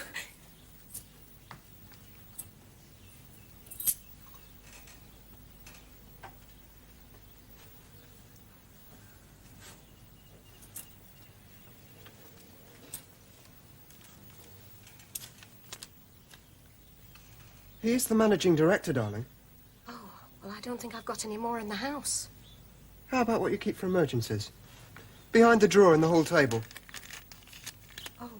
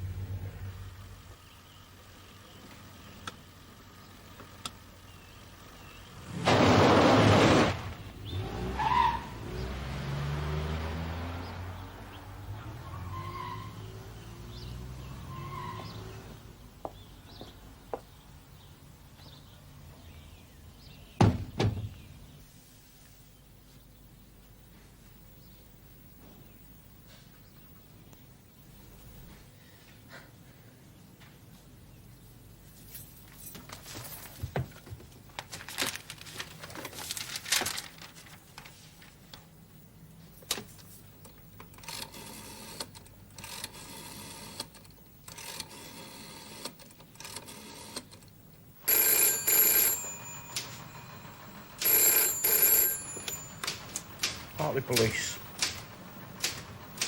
No, I'm sorry. PC Keller isn't available at the moment, madam. Can I give him a message? All right, be like that. Sarge, is it anthropomorphic or anthropomorphic?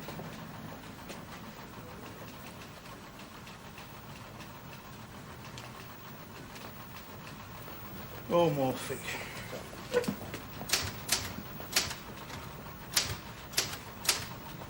Why? Forgot my dictionary. I don't mean that. I mean, why do you want to know? For this? What is this? So far as I can recall, no officer has ever before wanted to use anthropomorphic in a report. It's not a report. It's for my evening class. We're doing Watership Down. Not a report? And you're typing it on the station typewriter in duty time? On station paper? It's not station paper. Uh-huh. Yeah. Yeah, I thought so. Thanks for confirming it. Many thanks, Michael. Cheers. Whatever the unexpired period of his borstal sentence, he's on licence during the whole of it to a probation officer. So, let's see what they have to say.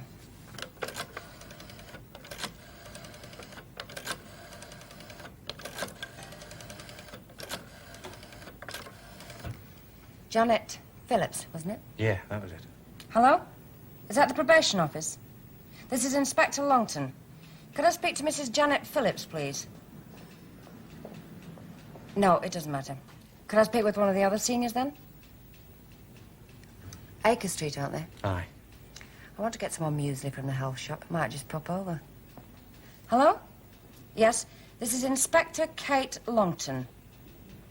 Who am I speaking to, please?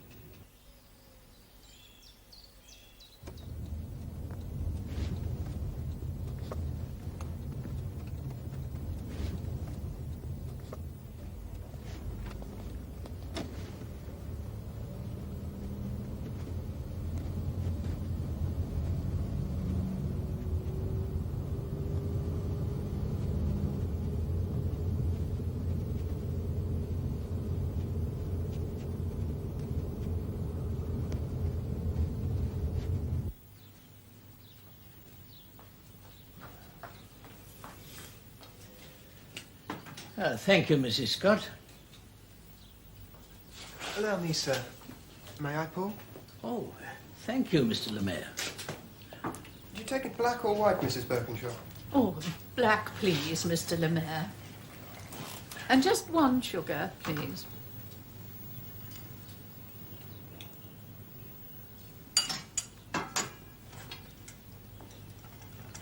Thank you. There we are. And you, sir? White for me, please. How long did the journey take you? Oh, not very long. About 2 hours. Once you get onto the motorway.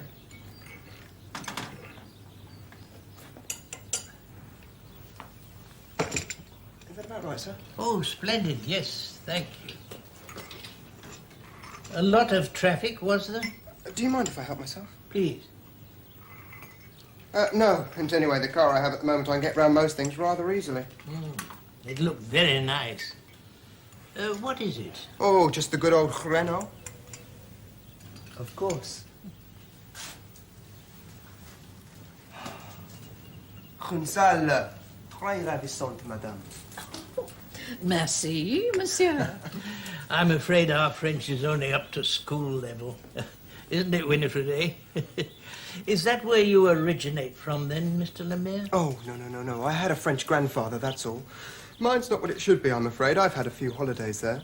My stepfather was in the diplomatic service in Paris for a little while, which was pleasant. And I was very lazy. I didn't take the opportunity to learn when I should have done.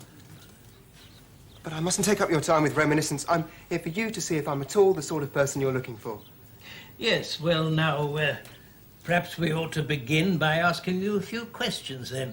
If you wouldn't mind, Mr. Lemaire. Of course, anything. Only I wonder, could I ask, it does seem so frightfully formal calling me Mr. Lemaire. Would you mind John Peter? Makes me much more at ease. No, right. John Peter it shall be, then. Of course, it's really Jean-Pierre, but in England that sounds... I think first thing of all ought to be my references, shouldn't it? Then you know I'm who I say I am. Yeah. I keep promising myself I'll have them copied. It's foolish to carry the originals around, but, well, I haven't had much occasion to use them yet. There must be in the other pocket. Now, where on earth? Oh, no. Don't believe it. Don't tell me. Don't say you've lost them. No, not lost. I distinctly remember putting them on my desk. Oh, how absolutely stupid.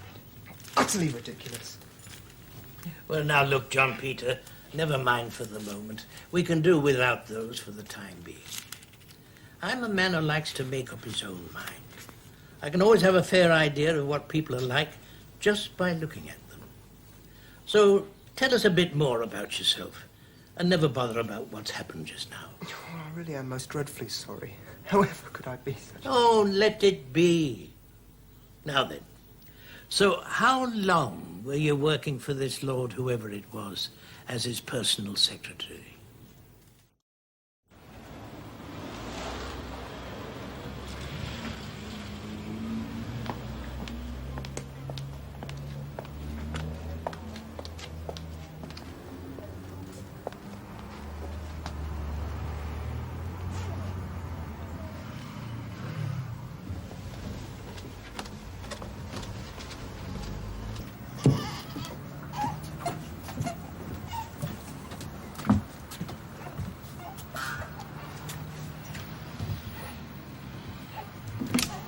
Morning. Morning. My name's Miss Longton. Mr. Barnard's expecting me. Is he? Mr. Barnard? Mm. Would you mind taking a seat, please? I'll just see if I can track him down. Thanks.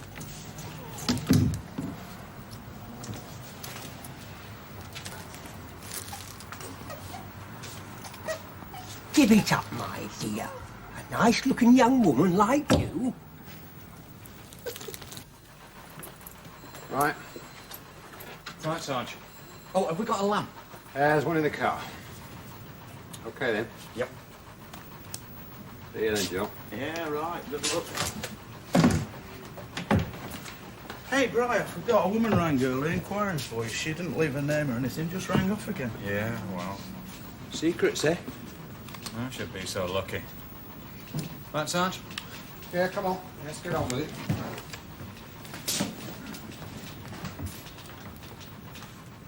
The mock cleaners up of society, that's what my uncle used to say we were. How long was he in the force, then? 30 years. And then he went 6 months after he retired, just like that. He always said leaving would finish him. He'd have jumped at it. Going to fish a corpse out of a culvert, his idea of a really interesting morning, that'd be.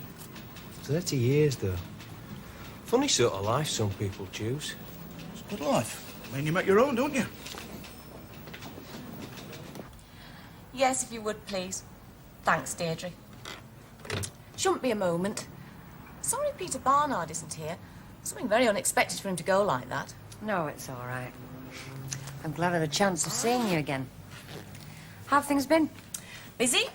And you? Oh, very. How's John? John? Oh, the youth club. Well... Nice man, I think.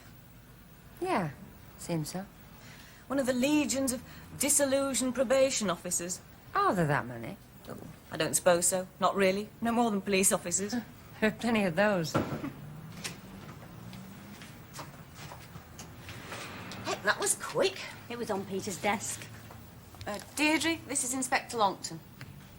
How do you do? Is it everyone in the probation service we're not popular with? I think you're imagining things a bit. And yet you... What? Well, I was sure a request for information would bring the confidentiality shutter down. Well, it depends on the case. This particular lad is rather exceptional. He's Peter Barnard's client, not mine. But I do know about him. We all do. Could I ask you first, is he in trouble? Not as far as we know. Up to now. Will you tell me why you're inquiring about him? Some of it is confidential. It's got something important to do with one of my officers. Is that enough? Okay. What name did you say? John Peter Morton. Oh, how unusual. Why, isn't that his real name? Yes, it is. That's what's unusual. He doesn't usually use it. Very confusing. We're released from Borstal 2 months ago. Another 8 months to do on licence to Lucky Us. Known to the other inmates as John the Lad. Discharge address, 1 furnished room, 2 Bellish Road, landlady Mrs. Paget, who said he was out seeing a friend when his supervising officer called. Came in here to report a week ago last Monday. That's a bit longer than I'd have let me on the loose myself. I'll tell you one thing for a start. This address is not living there regularly. Oh, thanks. But I think for the moment we won't let on we know. Moved in with a girl, I suppose. Not exactly a girl.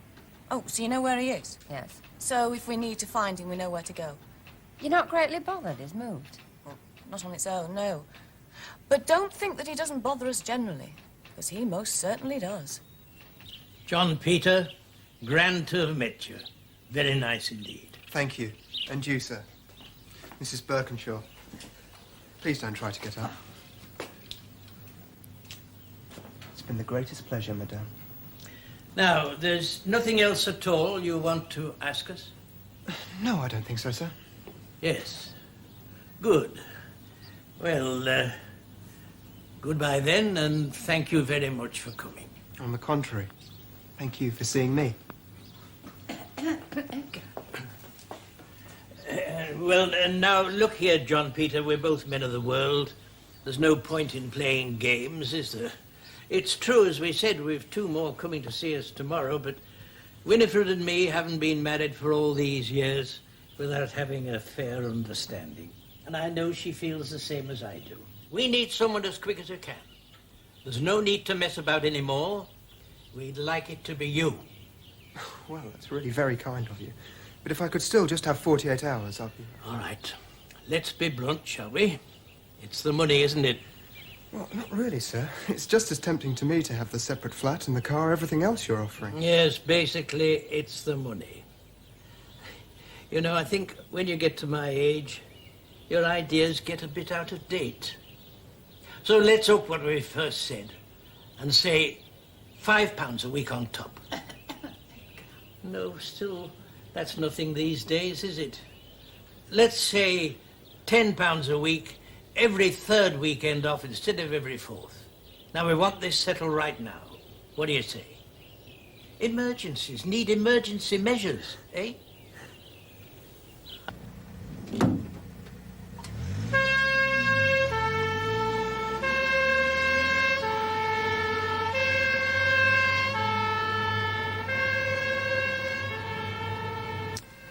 In my opinion, he is what is often known as a psychopath. Psychiatrists. They always hang labels around people's necks if they can. Short-term drives, must have immediate satisfactions, inability to differentiate between right and wrong, lies for the sake of lying, incapable of learning from experience, and is always highly plausible. And so on and so on. All the usual stuff. You don't go much for it? I'm sorry to say, yes, I do. Especially where John Peter is concerned, for want of a better diagnosis. Someone once said they're like flowers without perfume. That is John Peter exactly. But quite bright. I think you could say quite. IQ 146. Keep out of his way. Is he violent? He hasn't any convictions for that yet. But there were 1 or 2 rather dubious incidents in Borstal, but it seems they never managed to get to the bottom of any of them. Something to do with a knife, a boy who was educationally subnormal. Oh, another incident to do with a member of staff's dog. That was not at all nice. Are you saying potentially he's dangerous? I would say he could be, very. Especially if someone frustrated or annoyed him.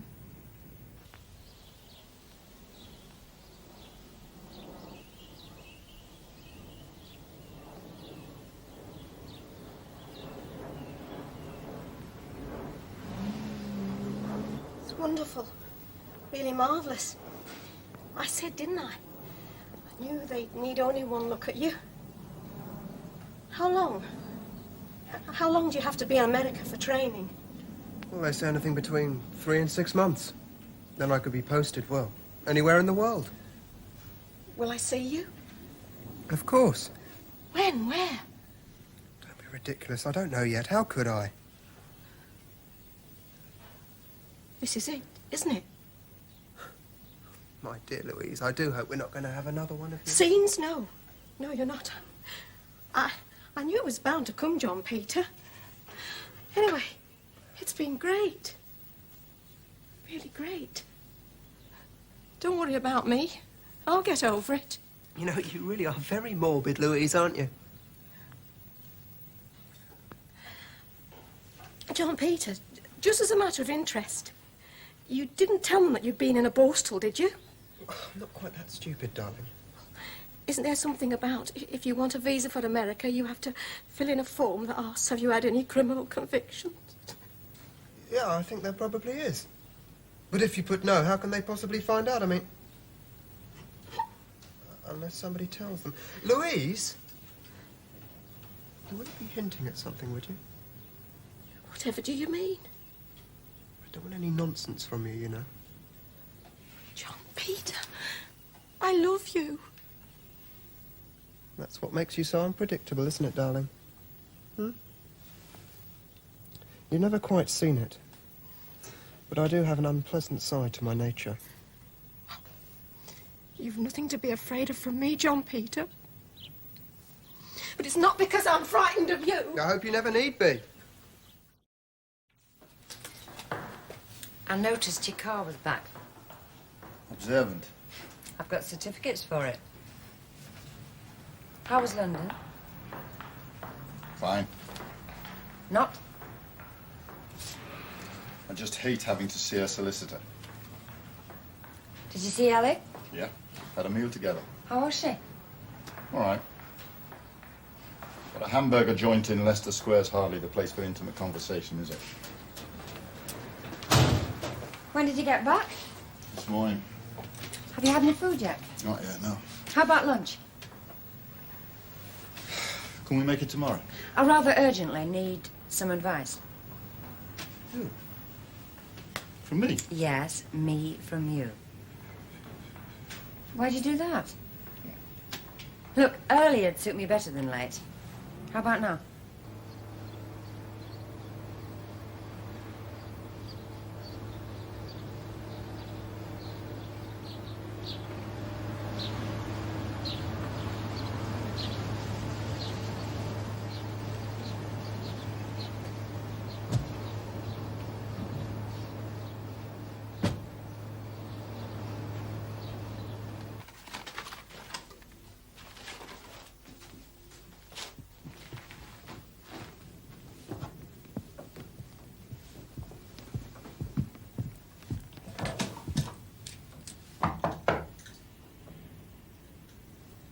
Mr. Martin, there's somebody to see you.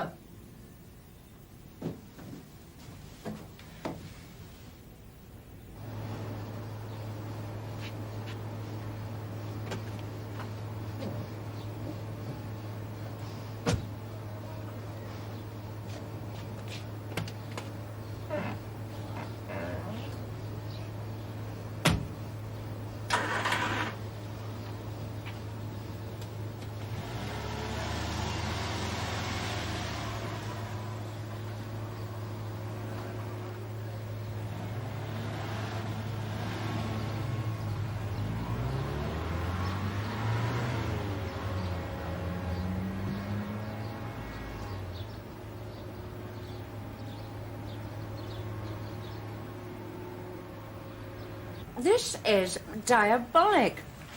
It's so tough, I don't think I Okay, can... so it wasn't such a good idea after all. I just don't feel like being among a lot of people, he says. As for this... Tea! Without milk. So? Advice. No, go on. Look, it'll keep. Thought you said it was urgent. It's okay. Give me something else to think about. All right, if you insist. It's... You see, normally for 2 days, all I think about is Ellie. And what went wrong with my marriage and things like that. And if there's any hope of reconciliation? No, I don't think about that. She's living with someone else. Are you divorced? Sorry, that's a bit rude of me, wasn't it? That's not rude. Why do you say that? No, we're not divorced. Maybe if one of us met someone else.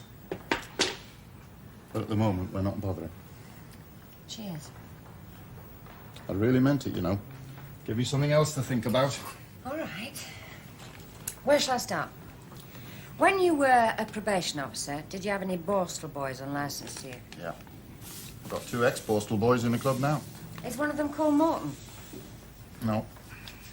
Do you know what a psychopath is? An aggressive psychopath, an inadequate psychopath, or a creative psychopath. Oh, Did a course, didn't I?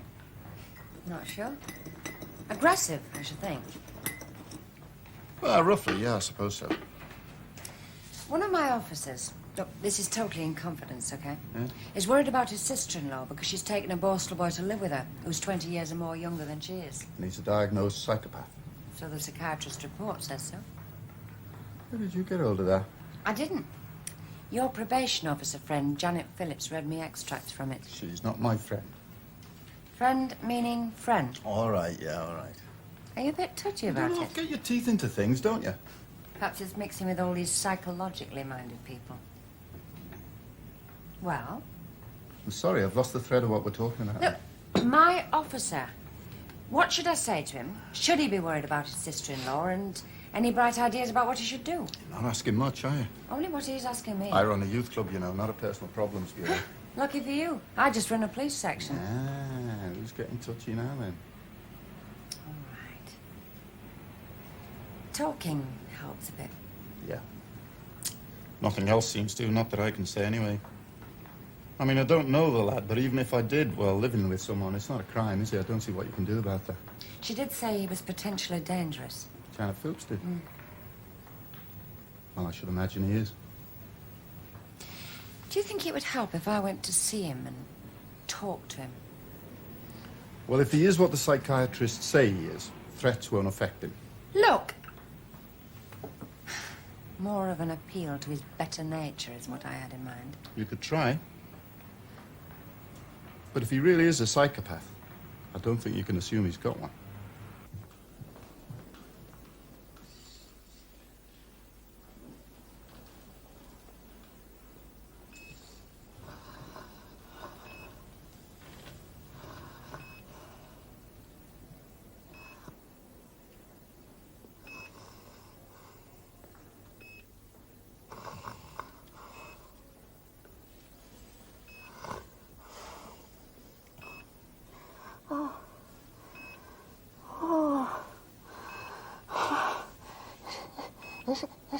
Is that you, John Peter?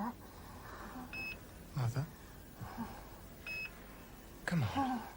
Do get on with it. Die. Not very nice for either of you. Any clue as to identity? No, ma'am. Just a vagrant, as far as we could tell. Been in the culvert quite a few days from the look of him. Anyway, how are you getting on with the Churchill Estate Tenants Association? Oh, I'm enjoying it. Yeah, it's nice when folk treat you like one of them. How about the match? We got over losing last Saturday. Oh, ma'am, it was never a penalty. I went for the ball. Ridgefield Upper School wants someone to come and talk to the fifth form about a day in my working life. Do you fancy it? Not the fifth form. No, I can't say I do. Still, I suppose I could get a recommendation for the Queen's Police Medal out of it. Good lad. I'll write you in. Thank you, ma'am. And? Well, if there's anything to say. Not much, I'm afraid, and not very good. No, and I don't think Janice has. They're not all that close. The probation office know the lad she's living with, but they don't like him much. John Holden at the youth club doesn't know him, but was quite informative about his type. I have to say, Brian, frankly, until he actually commits an offence, there's not a great deal we can do about it. Yeah, well, people get into their own situations, don't they? Louise has always been a rather impetuous sort. I don't suppose anybody will talk her out of it. I did think, I mean, I wouldn't have done anything without consulting you first, of course. I thought I might go and see him and have a chat with him, the boy. I thought of that, too. But on reflection, decided not. Yeah, well. Anyway, thanks very much for all your help, Mum. With respect, Mum, is there something more you're not telling me? Well, perhaps I should say this too. Only whether you tell your wife or not's up to you. The probation service were pretty emphatic. He could be a not very nice character at all.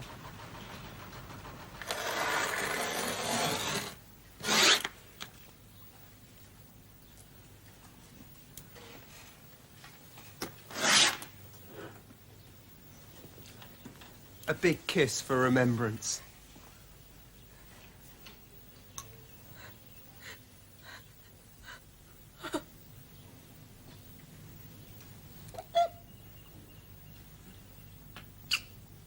Bye.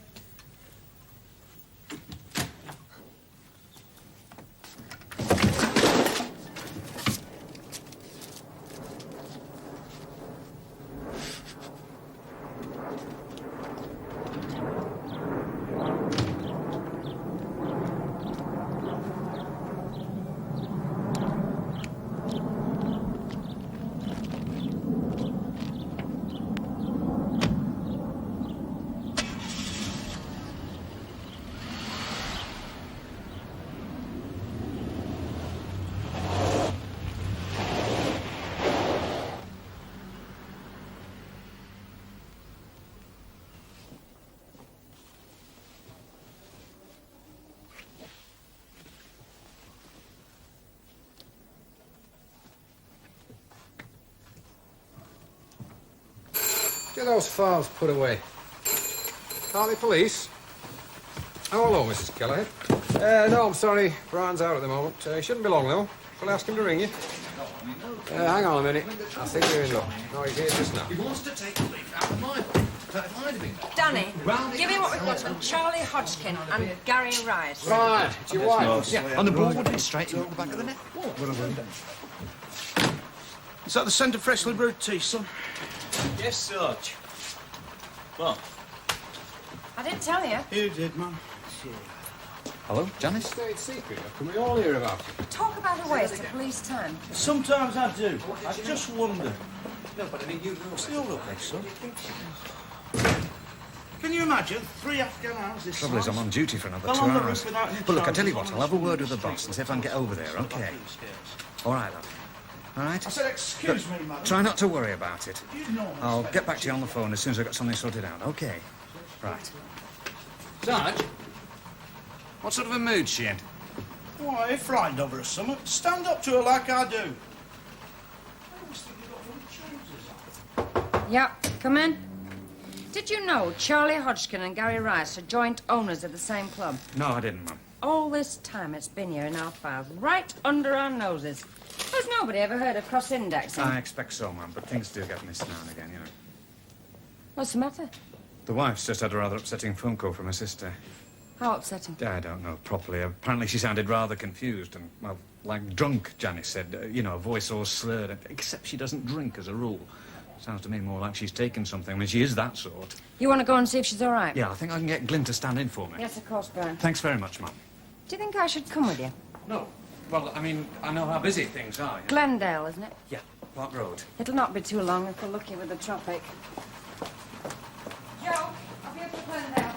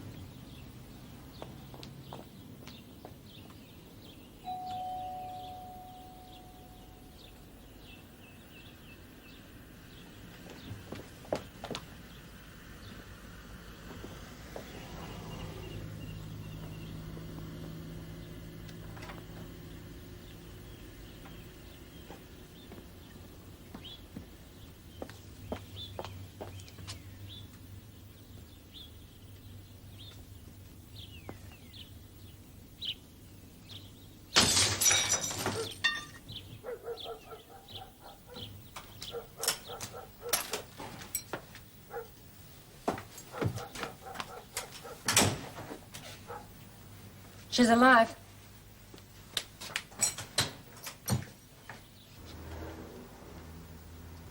$7499 to Hartley. Hartley. Ambulance here, soon as possible, Sarge. 38 Park Road. Will do. Any information on the casualty nature?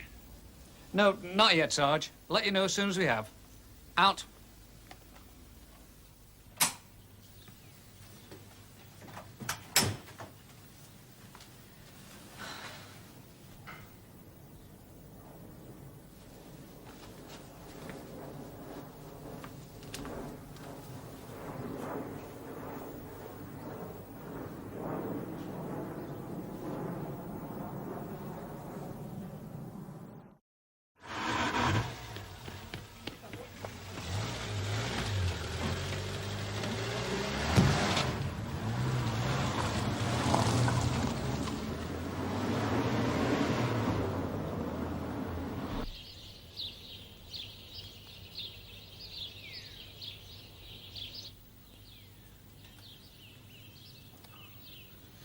Edgar, please, for my sake then, just telephone the police.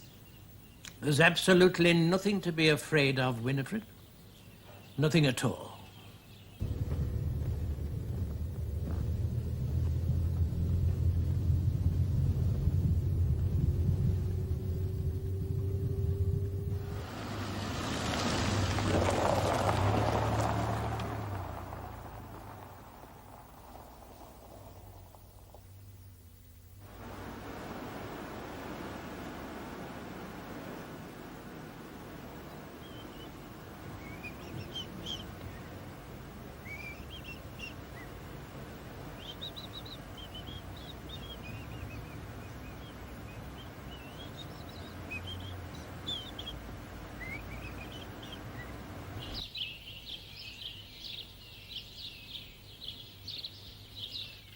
It was Mrs. Scott who found it on the floor there when she was clearing away. Your postal license.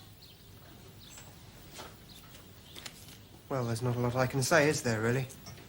As far as people like you are concerned. Once you've been in trouble, you haven't got a chance. You're branded with it for the rest of your life. It's not that, John Peter. It's that you told us such a pack of lies. Oh, and if I told you the truth? I'm not saying what we would have done. We didn't have a chance to find out, did we? But we're not vindictive people. If you'd been honest with us, we might very well have given it consideration, decided you deserved the chance to show what you were made of. Is this very valuable? Not particularly, no. Why are you asking? And this? Oh no, please don't. My father gave me that when I was 20. Yes. Yes. Okay, Brian. Yeah. Well, I'm glad she's not too bad. No, you stay at home with Janice. You're not to come in here till you're sure everything's okay with her. Right? Yes. Yes, thanks for the information. Yeah. We'll be in touch. Bye now. Bye. The hospital say it was a big overdose, but they think they got to her in time. She should pull round. The car's a maroon Renault 30TX, Alpha Lima Papa 1 Yankee. What was usually in the back of the whole table drawer was about £200, so what with the damage to the table, we should have more than enough. The probation service gave us the address of his lodgings. Yeah, Danny and Trevor are covering up. So, we just have to wait.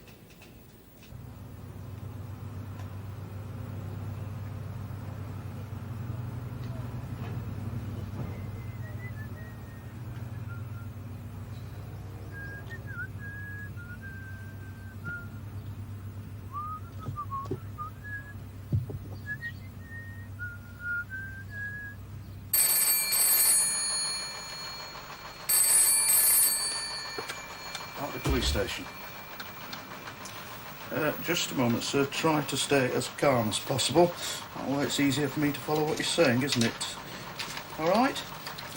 First, if you could give me a name and address, please. B-U-R-K-E-N...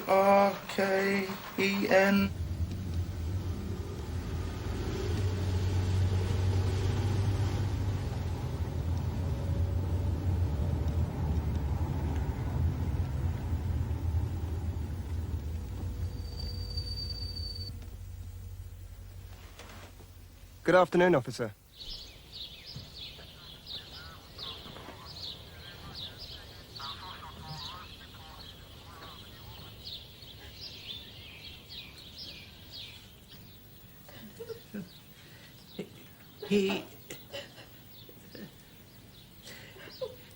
It's...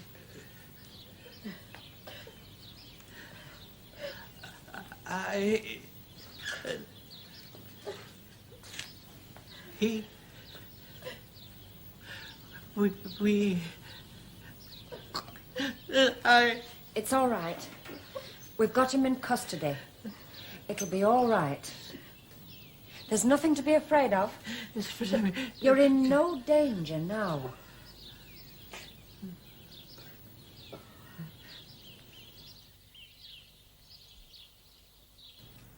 This is all an incredible mistake. It's like a nightmare. I've done nothing wrong whatsoever. What's the point of this? Something wrong? How could a woman try to kill herself over you? Am I to blame? It's no crime I've done. The money from the whole drawer. You've not mentioned it. A going-away present. Taking the car. She often lent it me. Criminal damage to the table. Table. Sorry, that must have happened after I left. And the Birkenshaw's sunroom. Very doddery old people. Always breaking things, don't you find? Let us know when you want to have another try. Oh, there is one thing. Apparently my poor mother's died. I would like to pay my last respects. Could you lay on a car?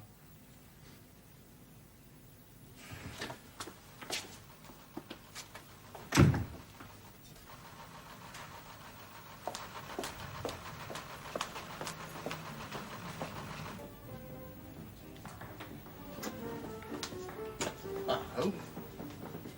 Where have you been the last few days? Oh, busy. I was just passing and I wondered about lunch. Oh, salt beef and tinned tomato soup. I wouldn't have thought you could take that again. Right.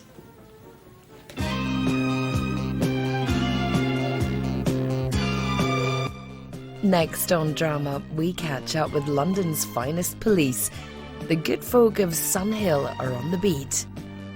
In the bill.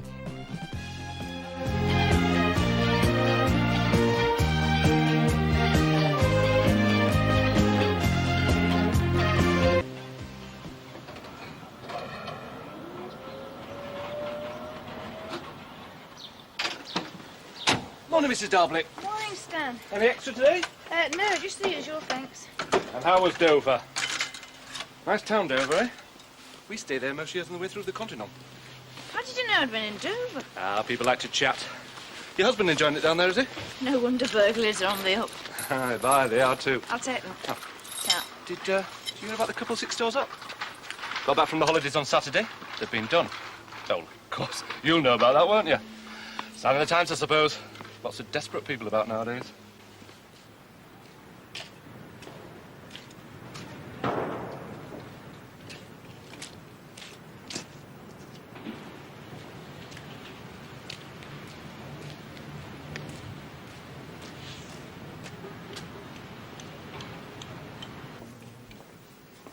What are they this time, Cyril? Oh, working office hours now, are we?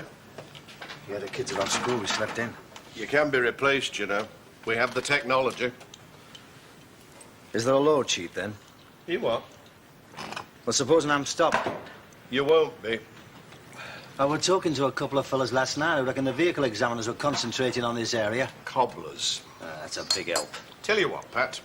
If the boys in blue pull you over, swallow your cyanide pill, then hit the self-destruct button and take as many of them with you as you can.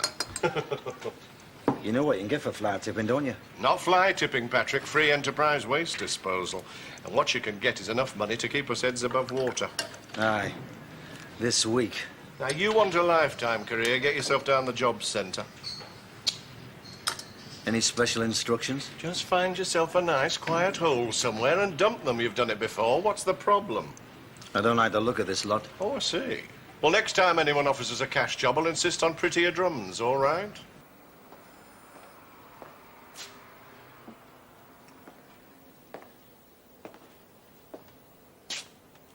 What can we do for you, love? I want to get rid of this. Oh, yes. I don't know how to go about it, you see. Not really, no. Well, I thought it might be dangerous. It's an empty box. It's gone. What's gone? What did you think was in here? It was a snake. A snake? What sort of snake? I don't know. It belonged to Henry, so I expect it was poisonous. Henry? My husband. He died 2 months since. I think he lost the will to live when beer went up to 12 shillings a pint. It was this snake, was it? In the attic it was. A pet, I suppose. Would be. Make good pets, the snakes, Sarge. I like them. That doesn't surprise me. Where have you been? Calling nature. You don't leave the desk unmanned, you know that. Sorry, Sarge. Now then, Mrs. Harding. Millie Harding. What did this snake look like, Mrs. Harding? Box is empty. We've been through all that. It was about, 3 feet long and sort of greyish with darker blotches. Sounds like one of the Viperidae. The Viper family, Sarge. Was it licensed with the local authority, Mrs. Harding? You see, under the Dangerous Wild Animals Act 1976, you need a licence from the local authority to keep venomous snakes. We could work back from that, maybe. Find out what snake it was. I mean, some of the Viperidae can be very dangerous if you don't know how to handle them. I mean, the blunt-nosed viper and the horned viper, well, they're both potentially lethal, Sarge. Put the kettle on, Peter. Kettle, Sarge? Demonstrate your expertise in tea making. Right, Sarge. Now then, love. In the attic, you said. That's right, Sergeant. Just the one, was it? In a glass tank. I didn't know he had a glass tank. And he kept it in the attic? Oh, Henry kept a lot of stuff in the attic. To remind him of better times, he said. I wasn't allowed up there. I see. I used to hear him talking up there. Thought he was going balmy, talking to himself. I expect he was talking to that snake. You're just now sorting out, I suppose. I want to do it all properly. I've hired a rubbish skip, and they'll take it away and dump it when I've finished. But I couldn't dump the snake, though. Well, not if it was poisonous.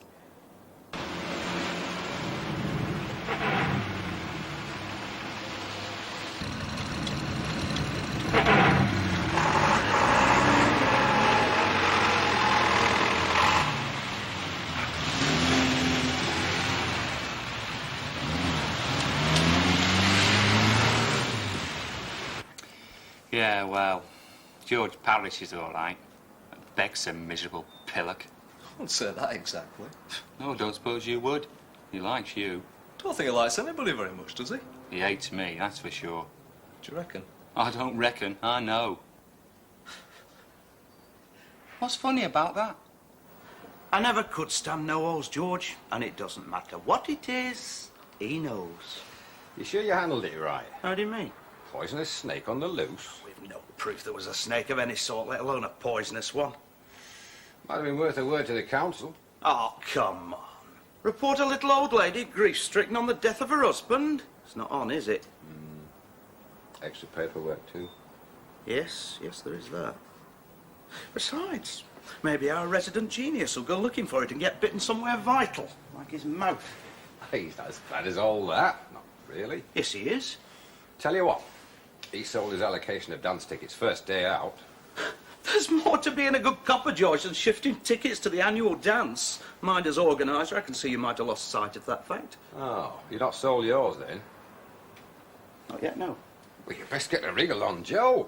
By rights, I should have given the caterers the final tally yesterday. Yeah, well, it just so happens that the people I normally sell tickets to had already got theirs this year. Well, someone beat you to it, did they? Looks that way, doesn't it?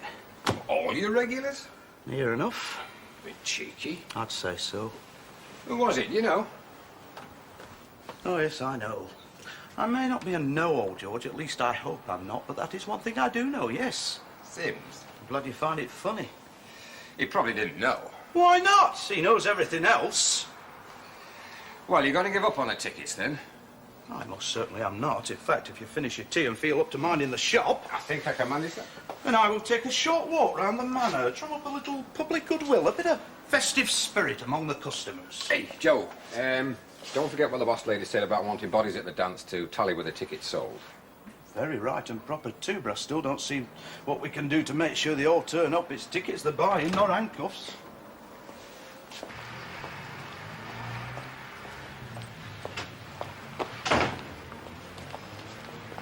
Morning, Joseph. Morning, ma'am. You're out. Well, a bit of a walk round, I thought. Show me face in the community. That is, unless you want, No, you carry on. We'll have a talk when you get back. Hi, ma'am.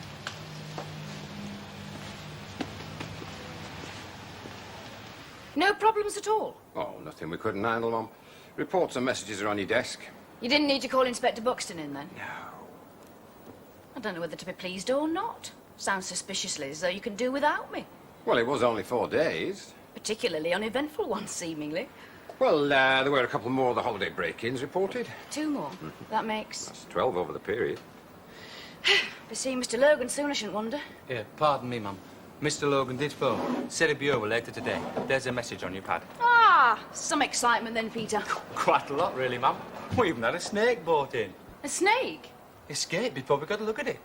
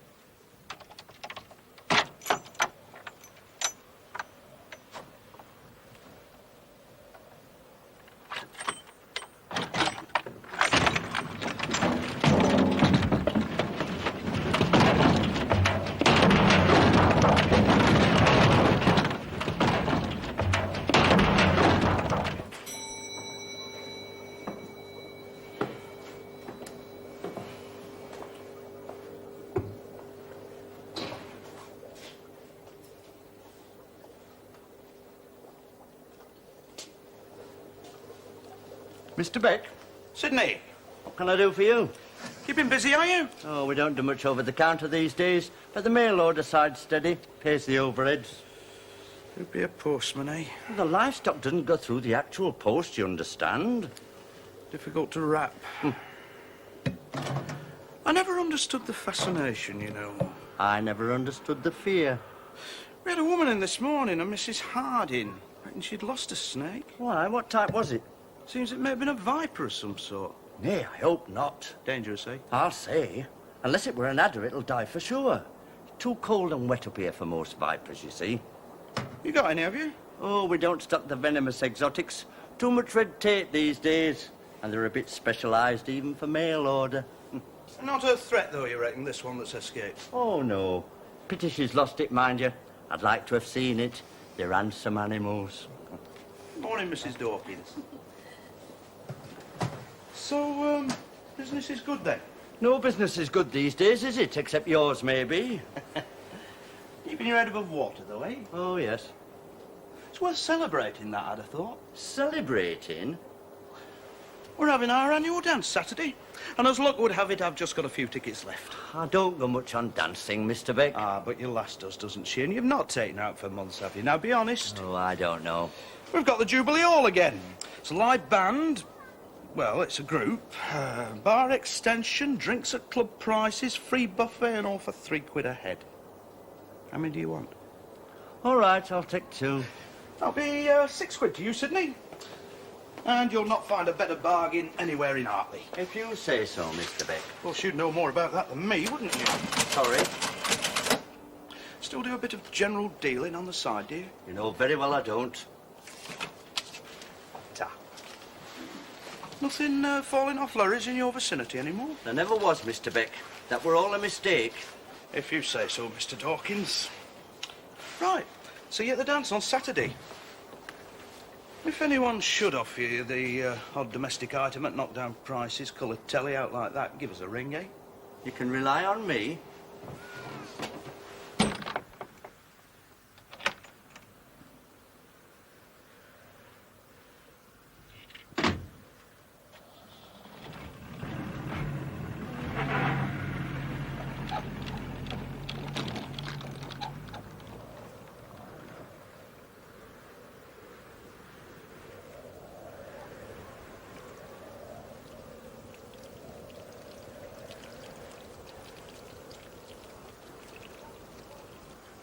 With respect, Mum, I think you're being a bit unfair. Am I? Well, you're assuming that if Sims hadn't blurted it out, you wouldn't have been told. Given the careless approach to the whole thing, that seems a reasonable assumption. Well, doesn't it? Sorry, I can see I'm interrupting. I'll come back when you've finished. No, it's all right, sir. We've finished now. Thank you, Sergeant. Oh. I shall want to see Sergeant Beck as soon as he comes in. Yes, Mum. George? Trouble? Nothing important. None of my business, right? Just reminding him who's boss, really. Well, that's never a bad thing, Jean. I always feel like it shouldn't be necessary, that somehow I must have got it wrong. One of the best bosses I ever worked for said you can be liked or you can be boss, but you can't be both. Oh, Charlie Gordon. Retired now, of course. Don't suppose you ever met him, did you? No. I heard he was good, though. Oh, he was. You obviously liked him a lot. Oh, yeah. I walked right into that one with my eyes open, didn't I? You realise that's a piece of homespun philosophy I'll not be able to use again, Jean? Well, not on me, anyway. A hard woman, Jean. Now then, about these holiday break-ins.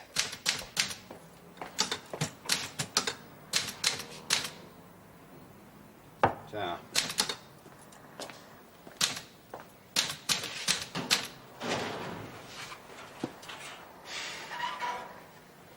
Did you never have a grandfather, Sims?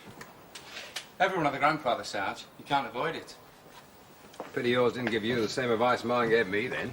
What was that? The 4 golden rules in any service. Keep your bowels open, keep your mouth shut, always stand your corner, and never volunteer. I bet he never made Chief Constable, though, did he? No, son. You didn't make trouble either. I didn't do it deliberately, Sarge. Did you not? Accident prone, is it? Nobody told me she weren't supposed to know. It's not that she wasn't supposed to know. Not exactly. Well, what was it then? Exactly. Get on with your work. Foot patrol on Armill Estate, Sarge. Right. 30 Highview Road. And 15 Low Rise.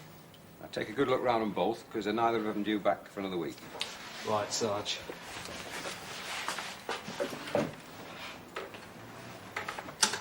You know, the striking thing about these break-ins is that the householders, without exception, did everything right, everything they should have done. They locked up properly, they cancelled the newspapers and the milk, they told the neighbours they were going. When I just came from, even left a light burning on the landing. How many men can you spare, Jean? I can't spare any. It's old ground, but I want to do another house to house. All the streets where there have been break-ins. What about CID? What's Bloom and young Peterson going to be doing? Well, they need to concentrate on the latest ones, Fresh Trail and all that. So my lads get to knock on the doors of people who didn't see anything the first time round and will have forgotten what little they did see by now. PBI, Jean. Always get the rotten jobs. PBI? Poor bloody infantry, is that what we are? Now, look, somebody must have seen something. They're not hitting these places on spec, are they? So all we need to decide is how many men you can let me have, and then I'll take you out to lunch. That's very kind of you, sir, but I won't have time for lunch, not today. Make time. Oh, I've got a mountain of paperwork to catch up with, and I want to be here when Joe Beck gets back. He and I have things to discuss. You and I have things to discuss. I've a proposition to put to you. Joe Becker keep. Do him good to sweat a bit.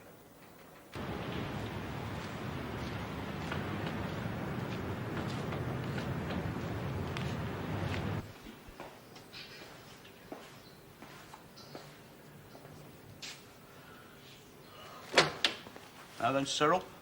Oh, hello, Joe. What brings you way over here? I've come to make you an offer you can't refuse. Last bloke said that to me was a tax inspector.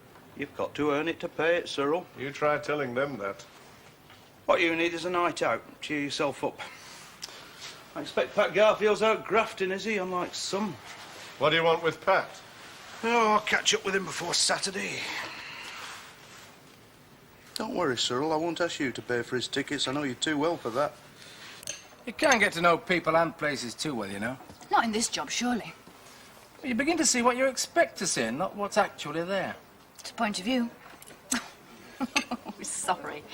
That wasn't intended to be a pun. You know, your Tom's a lucky man. My wife wouldn't cross the street to see me, even when we were together. That's for driving halfway across the country. Seemed a good idea at the time. Wasn't it? There are times when we don't seem to have as much in common as we did. Maybe coppers shouldn't get wed. Maybe it should be a condition of joining the job. Wouldn't do a lot for recruitment. Not the right sort, anyway. Which brings me to what I wanted to talk to you about. Proposition, you said? But it's more a suggestion at this stage, Jean. It's something I want you to think about. I'm up for promotion, Jean. It hasn't been confirmed yet, but it will be. Congratulations. Not before time? Well, yeah, it's a little bit before time, as it turns out. Now, the thing is, I'm going to lead an investigation into accusations of large-scale corruption. Where? It's another force. Now, obviously, when the time comes, I shall want to put together the best team I can, people I can trust. Are you interested? Me? Doesn't sound like a job for uniform. Well, it's not. You'd be transferred. Just like that? Oh, yes, I think it can be arranged. It's not a nice job. It's likely to be difficult and dirty. But there's advancement in it, Jean. A whole new slant on the saying where there's muck, there's brat. Yeah. I appreciate the offer, Jim. It's not an offer yet, Jean, and when it is, don't appreciate it, take it. You've been in Hartley too long. I haven't been here that long. Yes, you have. Going to Bramshill changed the rules for you. There's expectations now. Just average isn't good enough. Not only PBI, but just average PBI at that. What else can you be in Hartley? You've everything you need to become the high flyer you'd expected to be. Everything except the opportunity. That's right. You need room to fly, Jean.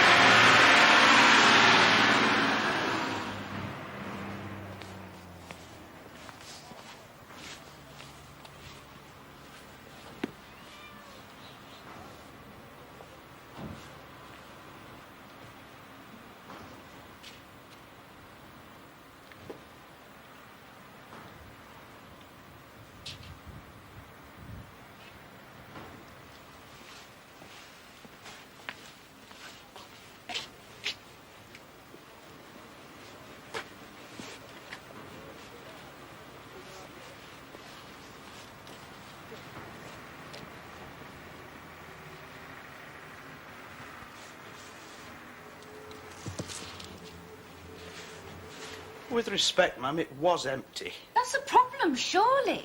This snake, whatever it is, could be on the loose anywhere. I've checked. I'm reliably informed it'll be no real threat and that our climate will kill it eventually. Immediately, according to Sims. He could well be right. Only if Hartley was on the Arctic Circle. I'm afraid I'm not an expert in these matters, ma'am.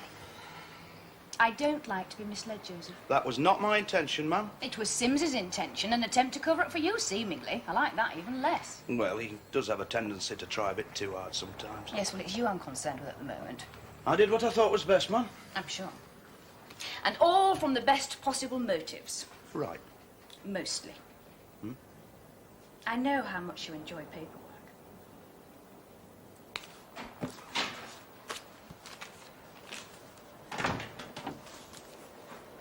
Well, no more than you deserve. All right. Aye. You won't take it unsold and you're £6 short. Oh, there's no pleasing anybody today. If you sold what you say you sold, you're £6 short. I left 2 tickets for Pat Garfield. I've got to go back and collect the money. Garfield? Driver, works for Cyril Pybus. Oh, yeah, I remember. Used to work for one of the big outfits before they went bust.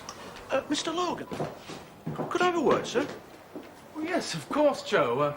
Private, is it? No, not particularly, sir. I was just wondering whether your lads in CID had fixed you up with a ticket for the dance on Saturday. No. No, as a matter of fact, they haven't. Maybe I'd better go back and have a word with them. No, there's no need, sir. As luck would have it, I have 1 ticket left. Well, that's very nice of you, Joe. That's very kind indeed. I appreciate that. Thanks very much. I'll buy you a drink Saturday. Cheers. Now, you're £9 short.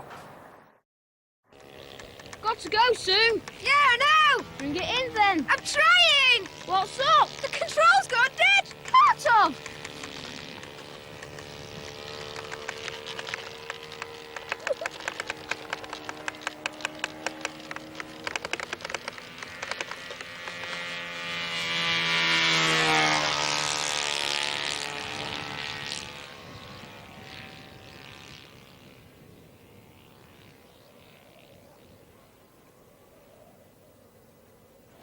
kill us. Don't worry, we'll find it. Have to get a shift on, though. Don't you understand? He's coming back for the money. I'll take out a third mortgage. Don't worry, I'll raise it somehow. Be serious, will you? We can't have a copper hanging about while we've got those drums out there. While you've got them drums out there, Cyril, I just work here. I want him moved. Now, Pat. Why didn't you just give him the money? It would have made him suspicious. You know what Joe Beck's like. You should have risked it. It's going to take me 2 more trips to get rid of what's on that trailer out there. You can make at least 1 more trip today. Not in that clapped-out old wreck, I can't. Look, Cyril, I found a place on the old track over by Culden Top where I can dump the old lot. But there's no way I'm going to dump it in the dark. A few quid extra? No way. All right. We can load it up today and you can make a run first thing tomorrow. Fair enough. I don't suppose there's any chance of getting Ricky in to look at gearbox meanwhile? Not a lot. It's knackered. Aren't we all? Don't worry, we'll come back up tomorrow. It's here somewhere.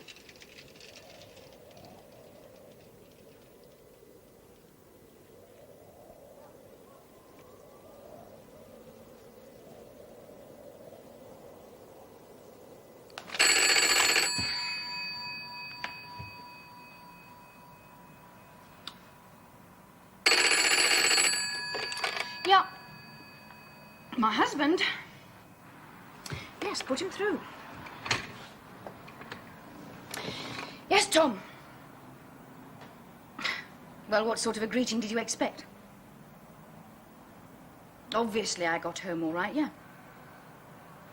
What? Well, I should have thought if you were that concerned, you'd have phoned long enough before now. So, whose fault was it that the weekend was a disaster? I am not about to apologise to your trendy new friends for what I do. Yes, I was, and you were no help. Listen, a lot of wives wouldn't cross the streets to see their husband. I travel halfway across the country, and for what? If your friends despise the police so much, tell them next time they're in real trouble to try phoning a Guardian leader writer. I didn't say it at the time, because I hadn't thought of it at the time. Well, yes, actually, I do feel a lot better for it. The reason you're phoning, I thought you phoned to apologise. Yes, the dance is this Saturday, yes.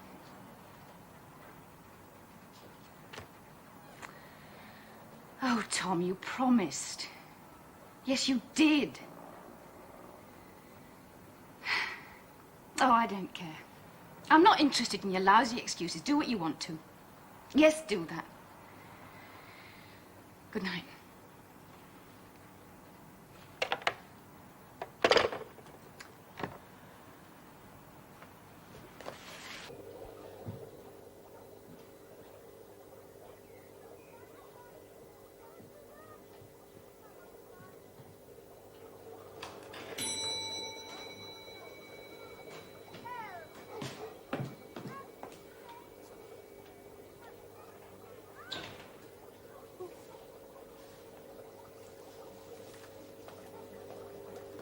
Yes?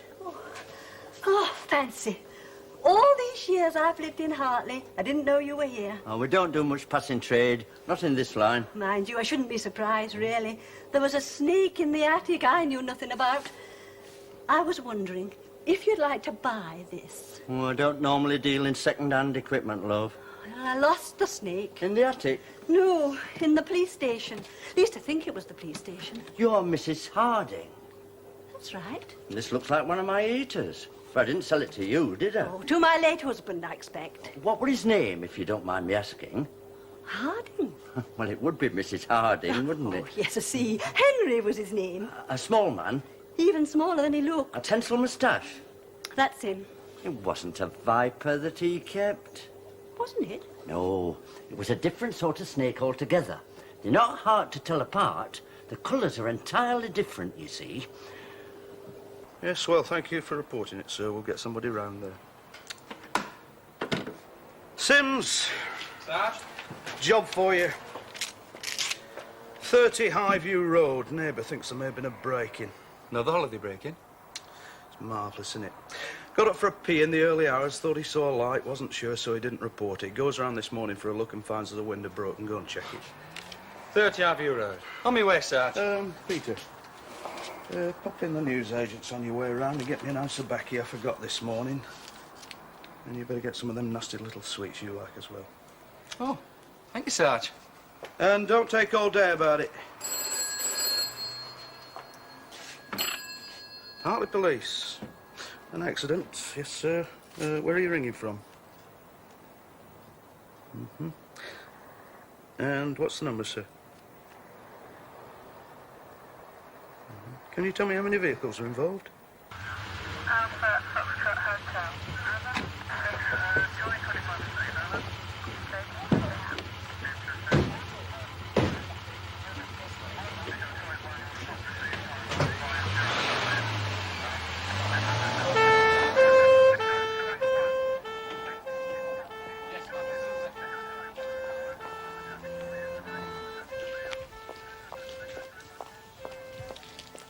Driver. Unconscious. Looked pretty bad to me. Mechanical failure, would you say? Well, there's no one else involved. What was he carrying? Oh, I can't find any paperwork.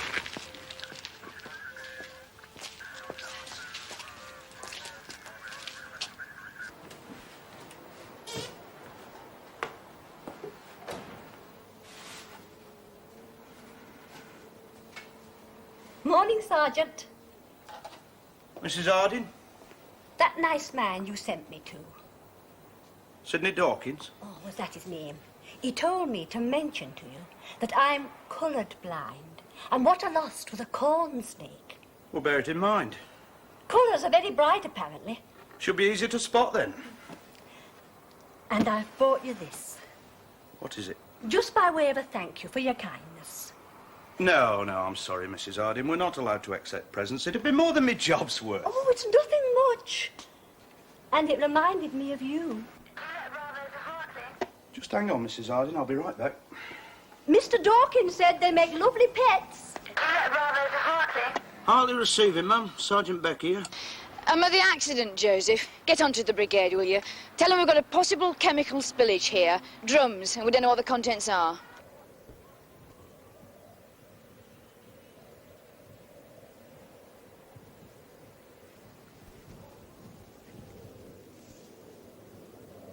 Poison? Apparently those drums contain enough toxic material of one sort or another to kill half the valley. Surely not. If just one of those drums had split, there could have been a major incident, lives at risk. Well, we had no idea what was in them. And cared even less. I'm sorry you think that. You do admit that your driver was on his way to dump them. I admit nothing of the kind. So where was he going? What did he say? I'm asking you. I'm not sure that I want to answer. You are joking, Mr. Pybus. All right, he was bringing them here. When I had a full load on that trailer out there, I was going to arrange to have them dumped on a properly licensed site. Where exactly? I've still got to arrange that, haven't I? And pay? Nothing's for nothing. When the accident happened, your driver was heading out of town. Why was that? Roundabout route. Potentially hazardous load. He didn't want to come through the centre. You said you didn't know what was in those drums. We didn't, not exactly. We knew it weren't second-hand talcum powder, though. You realise you have contravened a number of regulations. Not intentionally, Inspector. Whose drums are they? Originally, I haven't the foggiest. I think we'll continue this conversation down at the station. I mean it, Inspector. I don't know. I don't suppose the outfit who subcontracted the job out to us have any idea either. Or the ones who subcontracted it to them. Wait a minute. Are you saying that you were collecting these drums from another transport firm, who were collecting them from yet another transport firm, and so on down a sort of chain of subcontractors? Might be half a dozen of them, for all I know. You don't expect me to believe this? Well, that's the way it works. Where's the profit in it? Are you kidding?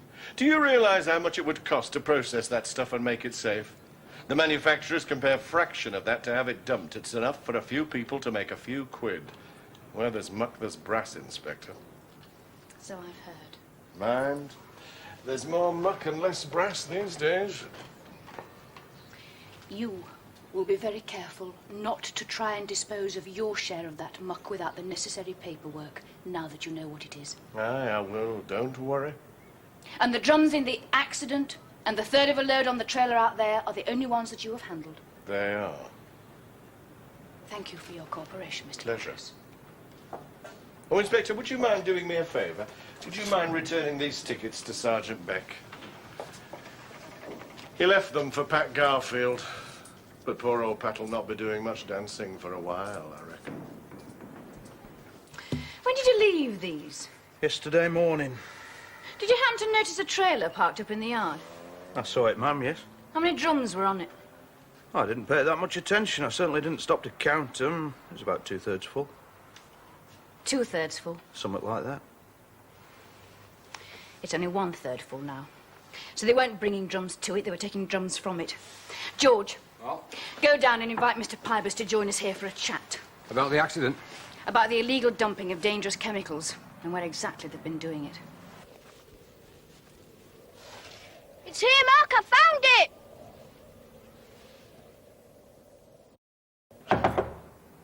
Yeah?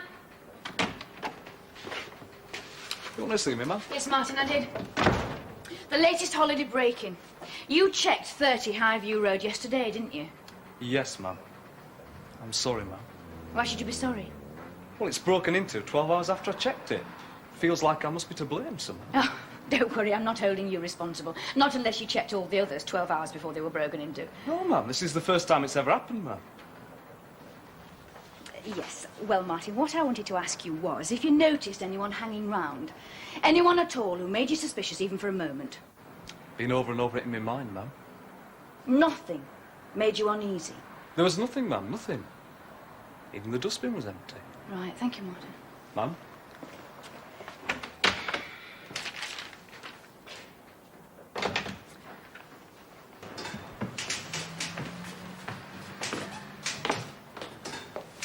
What's going on, Joe? Take a seat in the interview room, Cyril. I'm not best chuffed at being dragged down here like this, you know. Try to be sensible, Cyril. You weren't dragged down here. If you'd been dragged down here, you'd have finger marks all over your collar. Interview room.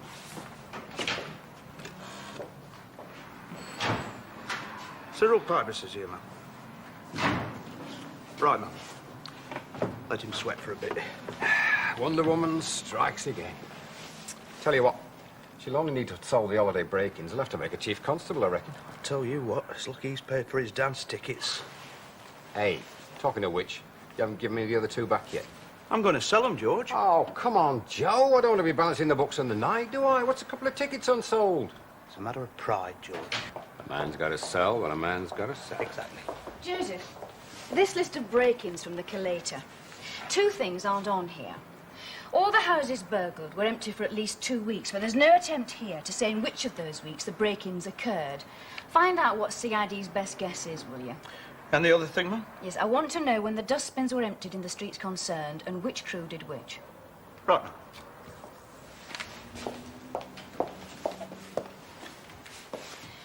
I don't want any interruption, right? Right, well. If you're going to beat him up, do you reckon? Sit down, please.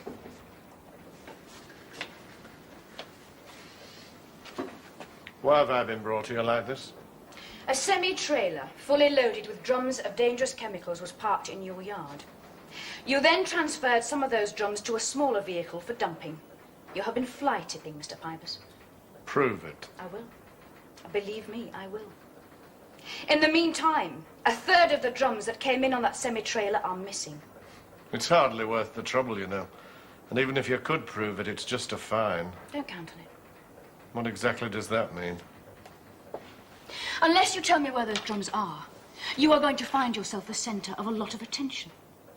Everyone, from vehicle inspectors to traffic wardens, health and safety, customs and excise, tax, I'll stir them all up. And that's quite apart from the daily, routine visits by my beat bobbies and the occasional attention from CID.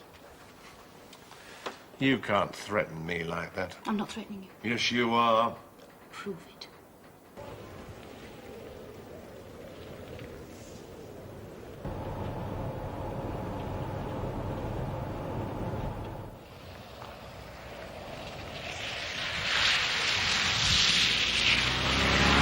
It's the particular crew that works that road that we're interested in.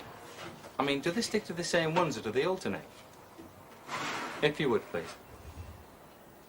What's this, Sarge? Oh, I'd forgotten about that. Mrs. Harding brought it in as a present. It'll have to be returned to her. What is it? I don't know. She said it reminded her of me.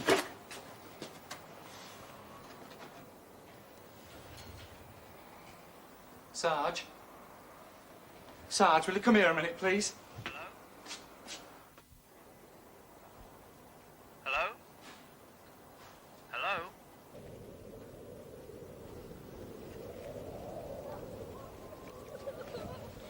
Mrs! Mrs, over here! It's all right. It's all right. Let me see him. Let me see him. Get him to wake up, you wake up. Inspector Dalbridge Hartley. It's all right. It's all right. Inspector Dalbridge Hartley. Answer me, damn it. Hartley receiving. Sorry, ma'am, we had a small problem here. I'm about a mile up the Colden Top track. I want an ambulance here immediately.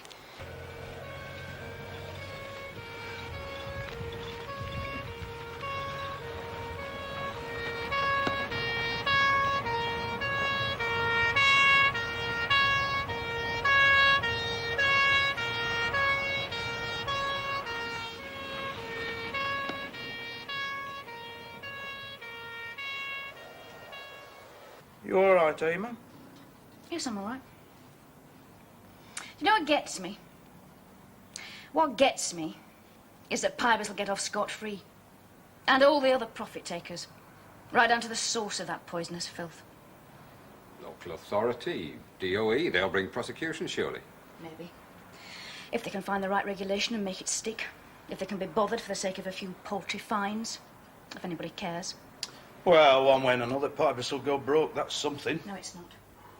It's nothing at all, Joseph. Not in comparison, maybe, but... I never want to have to do that again. Whatever. No one should have to tell someone that their son is dead. She just looked at me. And everything in her face just... You saved the other boy. I mean, if you hadn't got there when you did... I reckon we'll make another cup of tea, shall we, George? Yeah, good idea. Take about 10 or 15 minutes to mash them.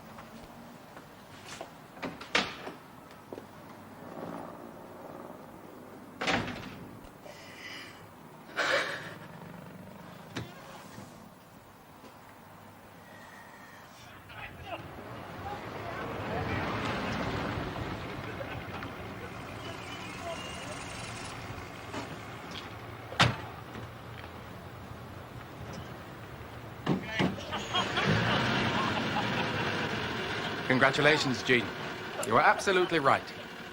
He emptied the bins 1 week, and if any of them were still empty when he came back the following week, he knew the place was safe to burgle. A house with people generates muck. No muck? No people. That's right. And he's got the lot, has he? Oh, yes. He's even given us the name of a couple of blokes who've been fencing for him. He reckons one of them is sending the small stuff south by post. Mail order, would you believe?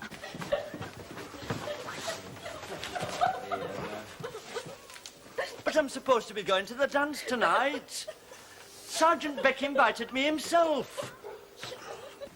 Hey, time's getting on. Shall we go? I mean, I do get to escort you to the dance, do I? Oh, I'd be delighted, but, But what? I understood Tom couldn't make it. No, that's right, he can't. Well, then you need an escort into the hall. Well, that's just it. I'm afraid I'm spoken for. Oh, I see. Take myself off, then. I'll save you a dance. Well, that's the least you can do, especially since you're coming to work for me. And you are. It's too good an opportunity to miss. And a natural thief take it, Jean.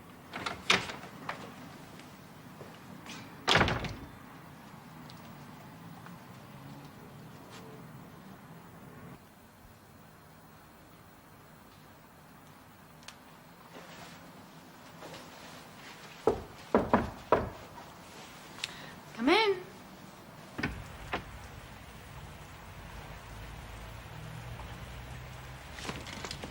I hope everyone you sold tickets to will be there tonight. Most of them. Wouldn't you say, Joe? I would, George, if pressed. Very cryptic. Oh, thank you. Thank you. When do they announce it, ma'am? Announce what? Your promotion to Chief Constable. We reckoned if you solved the holiday break-ins, they'd have no choice. Don't tell me. Tell them.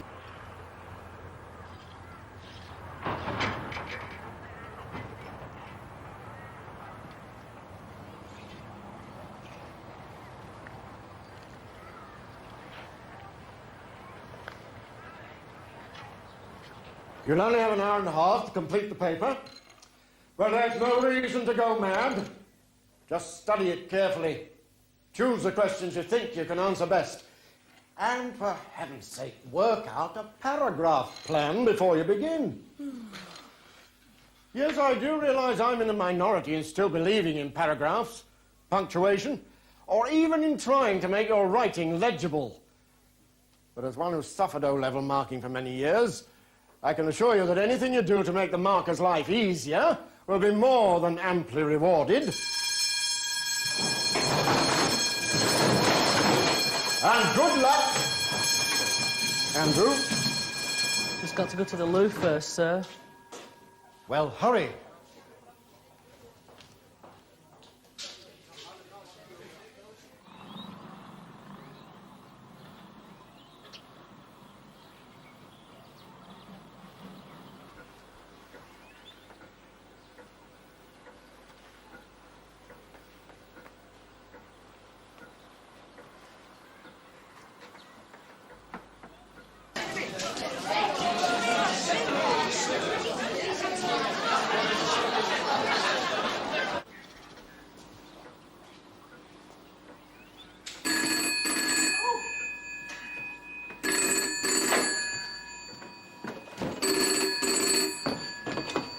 Hartley 3199.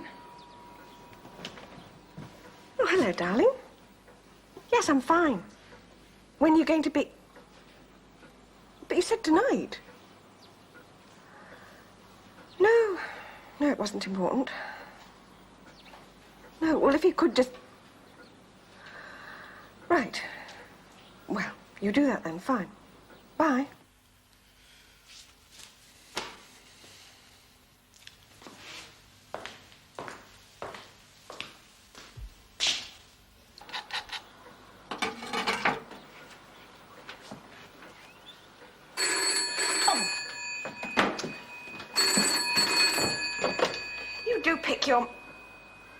Oh, Mr. Beasley, I'm sorry. I thought that was my husband.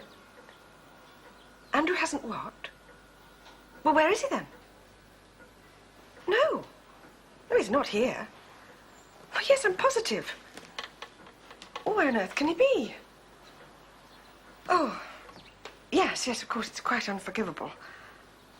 Yes, I'll give him a ticking off when he comes in. Right, Mr. Beasley, thank you. Goodbye. Have fun. I doubt it. George, Well, I can't find your report on the application. oh. What application's that, then? Some fellow wants to join the police force. Masochist or something, is he? Gonna have it then. I haven't done the home visit yet. I forgot all about it. Can't it wait till morning? No, it can't. This chap's got an interview tomorrow. You do realise what you're asking, ma'am? I mean, it's his Philip's birthday today, his youngest. Leave off. I'm just trying to explain your dilemma, George. You see, if he doesn't get home in time to take Philip to the pictures... Molly do. Sprinkle broken glass in your cornflakes or something. Who is the boss in your house, George? Oh, there's no doubt about that. Good. I'm glad to hear it. It's the missus. That's his dilemma, in a nutshell.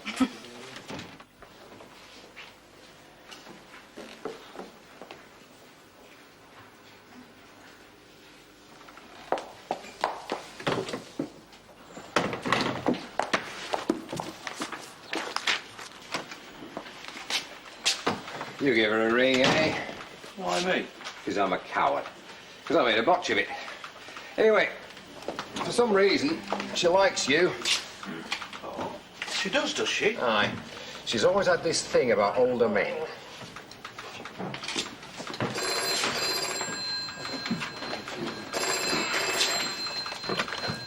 Hartley Police, what can I do for you? Uh-huh. And that was how long ago? Well, if there's only a couple of hours, Mrs. Patterson, No, I'd say that's no time at all. No accidents reported, no. Of course we'll do all we can. Uh-huh. Now, if you just give me your address. Very kind of you to come so quickly. Not kind at all, Mrs. Patterson. I'm just doing my job. He hasn't turned up then. No. Thank you. What exactly was he stopping behind at school for? Revision, that's all. Just some last-minute revision. We'd arranged some special lessons with one of his teachers, Mr. Beasley. They're just starting their O-levels. Must be a worrying time. Yes, it is. My husband and I have had sleepless nights. For the boy. Well, yes, of course, for him too. It's maybe why he hasn't come home yet. Happen he just wanted to let off a bit of steam beforehand. Oh, I hope so. Had he been working hard? Well, yes, of course.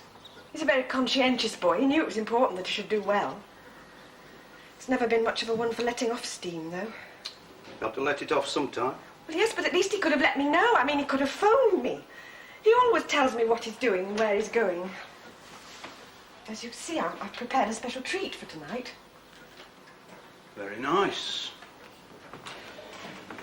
Who's had a bite out of it then? The mice? Oh, no, that's my daughter, Alison. She's not in, I'm afraid. She's gone to a disco. She's a good girl, but she's a bit of a difficult age, 13. She doesn't know anything, I assure you, anything that will be any help. What about your husband? Well, he's away in London at the moment. I haven't told him yet. I was going to phone him at his hotel, but then I thought perhaps I'd better not bother him. Wouldn't he want to be bothered? Well, as you say, it may be nothing. And he'd be worried. I mean, he'd be worried sick and... Very considerate of you, then. My husband has a very demanding job. He's the export manager at Haddon Computers. He's done very well. I can see. Would you like to sit down? Thank you. You don't think the lad might have nipped down to London to see his dad before the exams might be missing him? No, not Andrew. He's far too sensible. People do funny things when they're under strain. Yes, but he's not under strain. I keep telling you, he's just been working hard, But he that's all. does know where your husband stays. Well, yes. No. Well, I don't know. I'm not sure. This makes it sound as if my husband never sees them. I mean, he may be away on business a lot, but he cares about his children deeply. I mean, especially about Andrew, I suppose, because Andrew's a boy. I don't see that any of this is any help. Who knows, ma'am? Must be a reason why he's disappeared. I'm just trying Yes, to of find... course there must, and somebody might have taken him. I mean, you hear such awful things these days. There's no problems at home. No more than any other home. We've always done our best for them. I don't know, you're making me feel as if I've committed some sort of crime. We have a few problems. I mean, that's what family life's about, isn't it? You must have heard that people don't just live happily ever after. Yes, ma'am, I did have my suspicions. Are there any favourite places he might go to? Not that I can think of, no. He's not like Alison. What about close friends? Not really, he hasn't got many. He's always been very self-sufficient. He actually likes being on his own. I know the feeling. I'd like to have a quick look around the house, if that's all right. If you could show me where his bedroom is to start with. And, I'd like a recent photograph and a description of what he was wearing. And if you could check if there's any clothing missing. And then we'll have everybody out in no time looking for him. Well, that's all I wanted to hear. Thank you. It's this way. Bright boy, though. Have to admit it. One of the few. This is his desk. Caring parents, too. Quite a nice lad, in fact. Popular with his stuff, then, I bet. Well, not unpopular. But not as popular as he might have been. Why was that? Because he was lazy, rested on his laurels. He could have been brilliant, but he's never really bothered. Well, not that he's bone idle, not exactly. Just used to coast along, no application, you see. That why you gave him extra tuition? Because I was asked, that's why. And because his parents are nice people. I got to know them well. I was his form master last year. They were always popping in. His father was very worried by his reports. He should have sailed through his O-levels, but he'd just not done the work. Looks all very neat and tidy. Well, I don't accept shoddy work, unlike some. And just look at that. Oh, aye. Dreadful. You know, they call this a grammatype comprehensive. We're meant to get the cream here. The rest go down the road to Ridgefield, God help them. Aye. My three go there. Oh, well, there are exceptions, of course. I'm sure. I wouldn't call them exceptions. Dead ordinary they are. I wouldn't send my kids here, I tell you that. I mean, if I had any. A really good school this used to be, but it's all gone downhill the last 10 years. People blame the government, cutbacks and comprehensivisation. I'll tell you who I blame. The parents, for putting up with it, accepting second best. Anyway, Mr. Beasley... That's where Andrew's parents were so different. The sort of people I could understand. Questioned everything. You've met Mr. Skinner, the headmaster? Aye. I well remember Andrew's father buttonholing him last Parents' Day in front of everybody. Wanted to know why his son couldn't take Latin. I see. Then why couldn't he? Because we don't teach Latin in this school anymore, that's why. Oh, well, you can't argue with that, can you? Now, if you don't mind, I'd like to... Why not? What? I would. I have done the last 5 years since they did away with it. Still, it's not exactly a vital part of day-to-day living, is it? I mean, I seem to manage without it, somehow. I was head of Latin in the old school. If you could give me a list of the lads in Andrew's class, Mr. Beasley. Got a very busy day. And their addresses, of course. You'll have to ask the school secretary. I'll show you where her office is. Walk! Bates, don't run. I can hardly believe it. Nearly 24 hours and you still have absolutely no idea what's happened to him. We're doing all we can, Mr. Patterson. And 24 hours is really not a very long time. We're doing all we can. The usual put-down. Do you know what would happen if I said that to my customers? Do you know what they do? They take their orders elsewhere. That's what they do, and quite right, too. With respect, Mr. Patterson, we are dealing with human beings, not computers. It's quite a different matter. Of course, I appreciate your concern. It must be a difficult time for you and your wife. But all I can do at the moment is carry out routine inquiries and hope that in the meantime someone spots Andrew. We've circulated a full description of him. Do you have any idea where he might go? Don't you think I'd have told you if I had? I don't begin to understand it unless someone's taken him. What other possible reason could there be? You don't think he was suffering from strain? Well, one of your men asked my wife that. A couple of days before important exams, it's obviously a distinct possibility. Well, I don't think so. Andrew's a perfectly healthy, normal boy. He's shown no signs of strain, none at all. Would you have noticed if you had? Sorry? I don't want to alarm you, Mr. Patterson, but often children don't want to let their parents down. They hide their true feelings, for various reasons. Sometimes because they're scared of showing them, sometimes... I haven't come here for a lecture on child psychiatry. Clearly, I shan't be believed, whatever I say. If I assure you that Andrew wasn't in the habit of hiding his true feelings from us, then I'm obviously one of those uncaring parents who wouldn't have noticed anyway. But he isn't. All the same, I assure you. Well, I'm sure he'll turn up soon. Well, I hope so.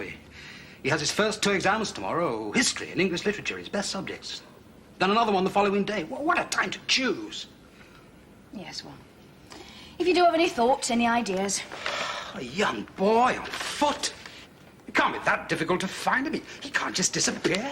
He could be anywhere in the country by now. Did you have any money? I've been in London for the last 3 days. I have no idea. Ask my wife. No, what I meant was, has he any savings, anything he could cash? Well, as a matter of fact, yes. Yes, quite a substantial amount. In an ordinary savings account in the post office. I give him £20 a month, you see. He has to put 10 into his savings account and the rest he can spend. It's to encourage a responsible attitude towards money. I see. How long have you been doing this? Oh, several years. Why, you think he might have cashed it? It's possible. It would help if we knew. Look, perhaps you could ring my wife. She knows where it's kept. I really must get back to the office. Of course. And thank you.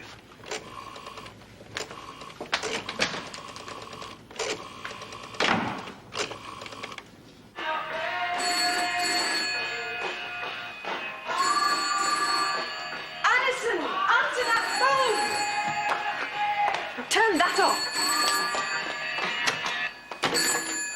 Hartley 3199. Yes? Oh. So there's no news then?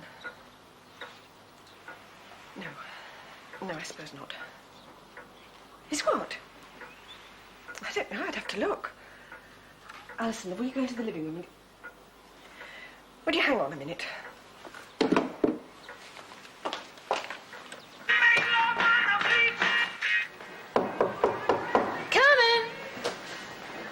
David, you must be a mind reader, thanks.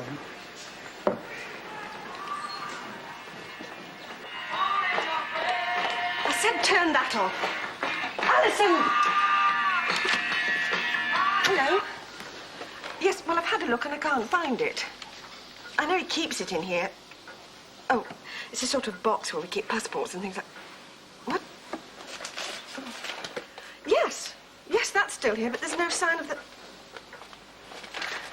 But what would he want to take his savings book for? No. No, of course you don't. I'm sorry.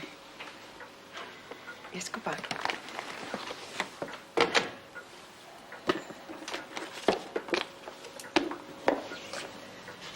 Alison, Alison, love, would you just put that away for a minute? You're quite sure that Andrew didn't say anything? I've told you, not a word. Yes, I know that's what you said, but that was before I knew he'd taken his savings book. It never occurred to me to look. You would tell me, wouldn't you, darling? Oh, yes, I'm sorry. It's just that I always assumed it was a spur-of-the-moment thing. But if it was planned, calculated, well, how long? He might have been thinking about it for weeks. That's awful. We were all sitting here. He was...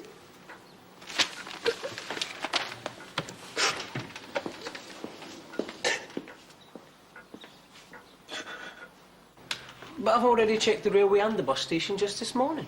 He's got this money, you see, from his post office account. Well, we think he has. I thought he might have used it to get out of the area. Well, he could just as easily hitch, Mum, and use the money for something else. Or stay put. He could do anything. It's daft. It's beginning to irritate me. We're not getting anywhere at all. Well, how much money was it, Mum? That's what you can find out, David. Check all the post offices in Hartlepool first thing in the morning.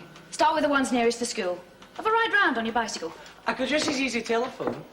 Get your face known. Stop hiding behind that desk. Do you the world of good. Bit of exercise now. Stop you dropping dead when you're Chief Constable. Yes, Mum.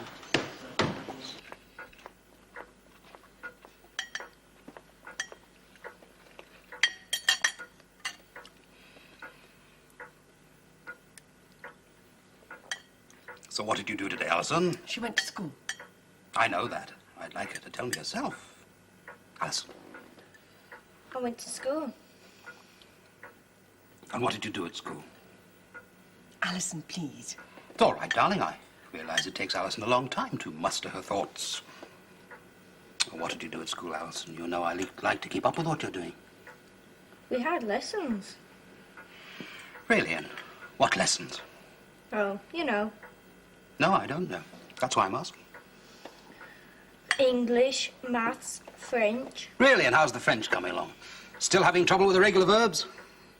No. Good, so we're making progress. Excellent. Would you like some more? No, thank you. There's some more sprouts. I Peters? said no, thank you.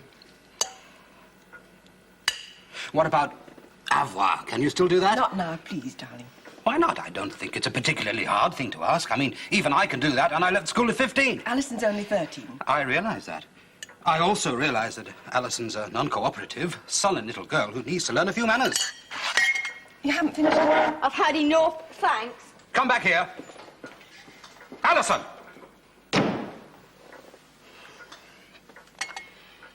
You can't treat them like that, you know, you simply can't. Like what? Like children, you mean? Well, they're not... I don't know. They're not like we were. You can say that again. Good God, if we have to be afraid now of asking our own children how they're doing at school. What sort of world do we live in? You know, the woman down at the police station today was making me feel as if I didn't know anything about my own children. Bloody nerve. Well, Alison's upset about Andrew. That's only natural. Of course she's upset. I'm upset too. Aren't I allowed to be upset? Well, yes, of course you are. You don't realize what the real world's like, stuck here in splendid isolation. You know the way Alison's going. She leaves school without a qualification to her name. That's what worries me. Fine, I managed. But it's different now. It's a tough world. Stop it! Stop it or I shall scream. I don't care, quite frankly. I don't care about any of it. As long as we get Andrew back in one piece. He could be unemployed until he's 65 for all I care. I'm not talking about Andrew. All right, then, both of them! Just as long as we get him back in one piece.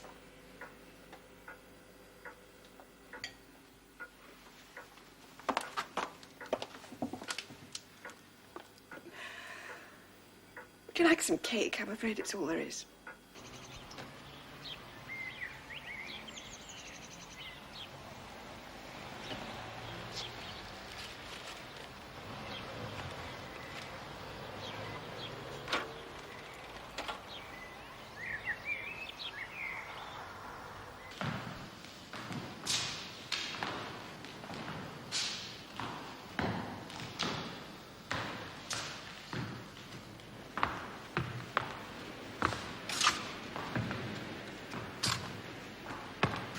He cashed at Addleston Corner Post Office the day before yesterday. They think about 4 o'clock. Must have nipped straight up the road after school. That's right, ma'am. How much did you take? The lot? 100, so you can take it any one time. They keep the book. They post it to Glasgow or somewhere, so he won't be getting any more. Did they say anything to him? Ask him what he wanted it for? £100? Well, there's nothing they can do, ma'am. Not the signature's right. It's all legal and above board. So, what did he want it for? What would you do with £100 in your hand? I'd fly to New York. One way? Yeah. Once I got there, it wouldn't matter. I'd turn my hand to busking or something. No, I'd open a detective agency. The world's your oyster, New York. I've often fancied that. Well, I think we can discount New York, particularly as he left his passport at home. If you were his age, what would you do? Well, nowadays you can't be too careful, can you? You might have taken it just in case, a sort of nest egg. At 15? 15's grown up.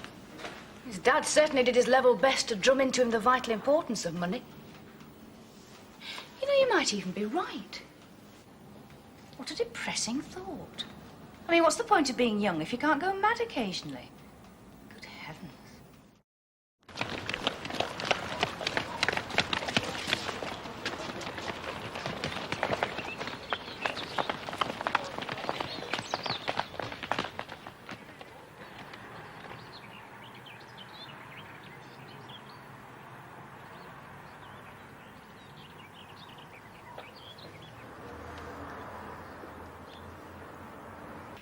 What do you see then?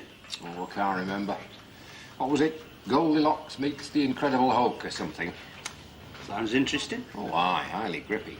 Anyway, the lad thought so. What about the missus? What about her? She was at home with a good book. Well, a book anyway. Philip likes us to go out on our own, you see. Man to man. Now he's older. Goldilocks? That was a joke. Ready then? Yes, Ma'am. Don't want to get a detention, do we?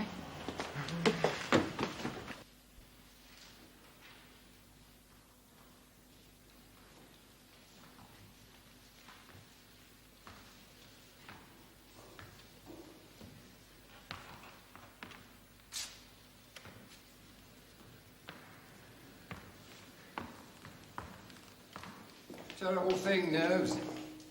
You know, I could hardly think what my name was in my sergeant's exam. So I heard. How many boys are in his class? About 15. I talked to most of them yesterday. The examination is now over. Finish the sentence you're on. Put your pens down.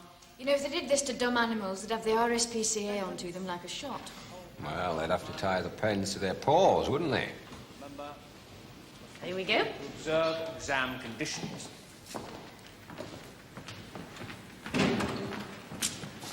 We won't keep them long. Thank you. If you just stay here for a few minutes, Inspector... Darbley. Inspector Darbley would like to have a word. Thanks. I know you've all got to rush off and revise for your next exam, so it won't take long. You might not all know that a boy from your year has gone missing. His name's Andrew Patterson, and he was last seen around 4 o'clock on Monday when he cashed some money at Addleston Corner Post Office. You know, the one just up the road opposite the church. Now, Sergeant Parrish here has talked to most of the boys in his class already, but we can't talk to all of you individually. But if any of you have any idea where he might have gone, or if you've seen him, or heard anything about him, or of anything at all that you think might help us, well, could you please tell us now? He won't be in trouble if we find him. All we want to do is to make sure he hasn't come to any harm. If you don't want anyone to see you talking to us, or if you're just shy, we shall be in room 5C for the next quarter of an hour. And of course, there's always someone at Hartley Police Station if you remember something later. OK? Thank you.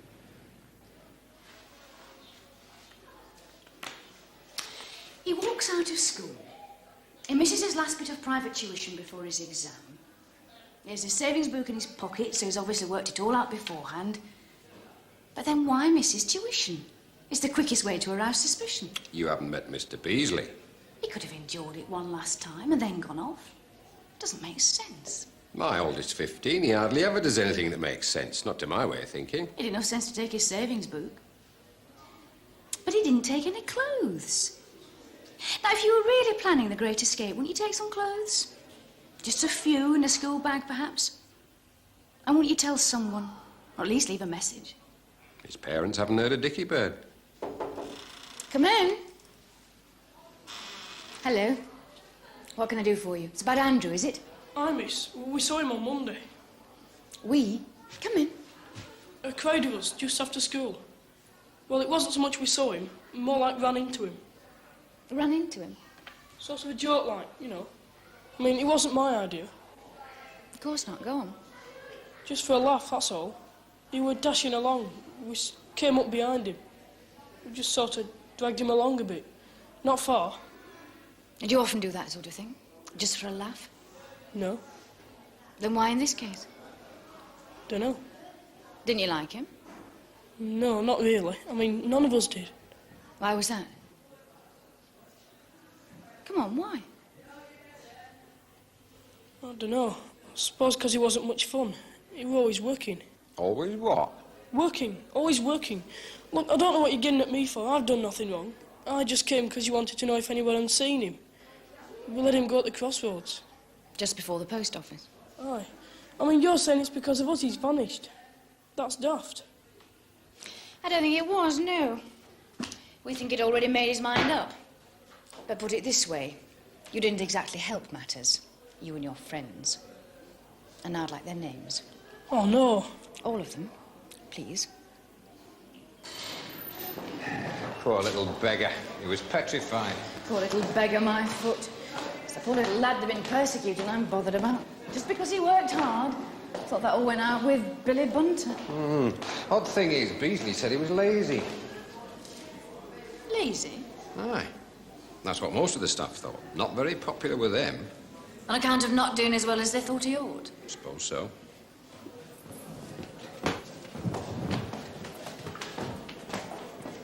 So who do we believe then? His teachers or the other kids? His dad thought he was lazy too. That's why I got him this extra tuition. Maybe Andrew just wasn't as clever as everybody thought. It's a possibility, isn't it? So he had to keep slaving away to try and keep up. Didn't want to disappoint everyone. Glad my lads are playing thick. The best days of your life, eh? Whoever said that? A grown up, I should say. Right.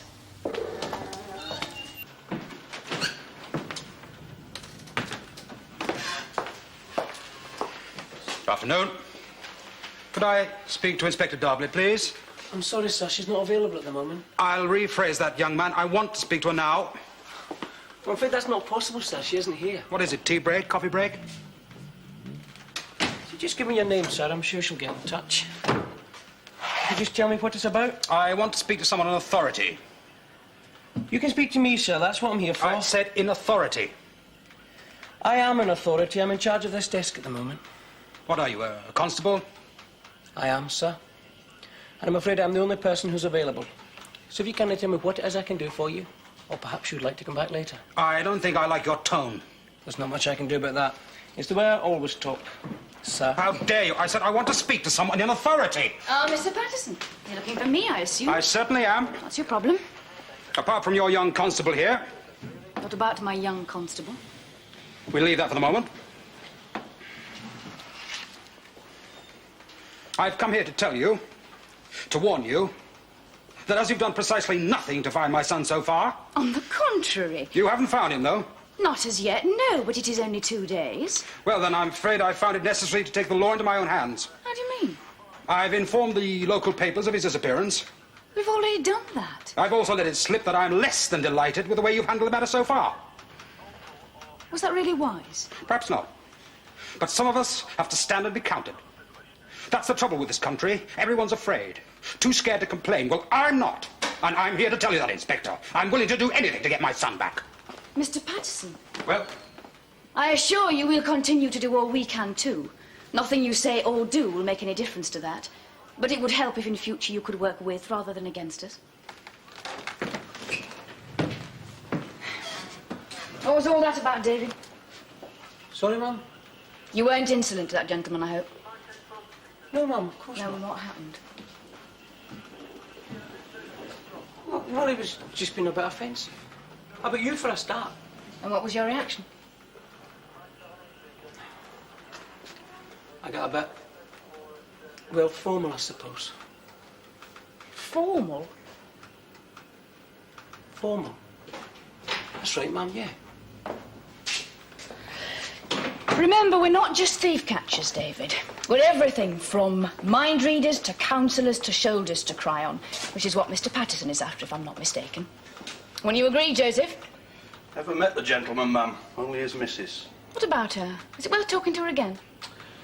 I wouldn't say so, no. I'd say she's as much in the dark as we are. Besides, it'd only upset her. I'd say she's been upset enough already. Well, we won't get anything else out of Mr. Patterson, that's for sure.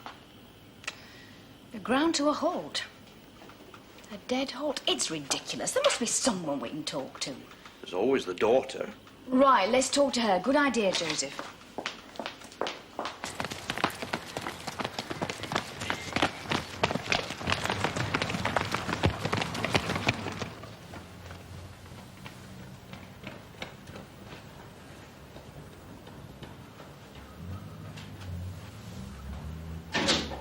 In here, Alison.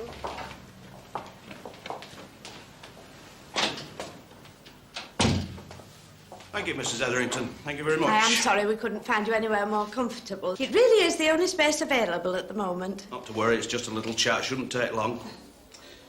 Take a seat, then.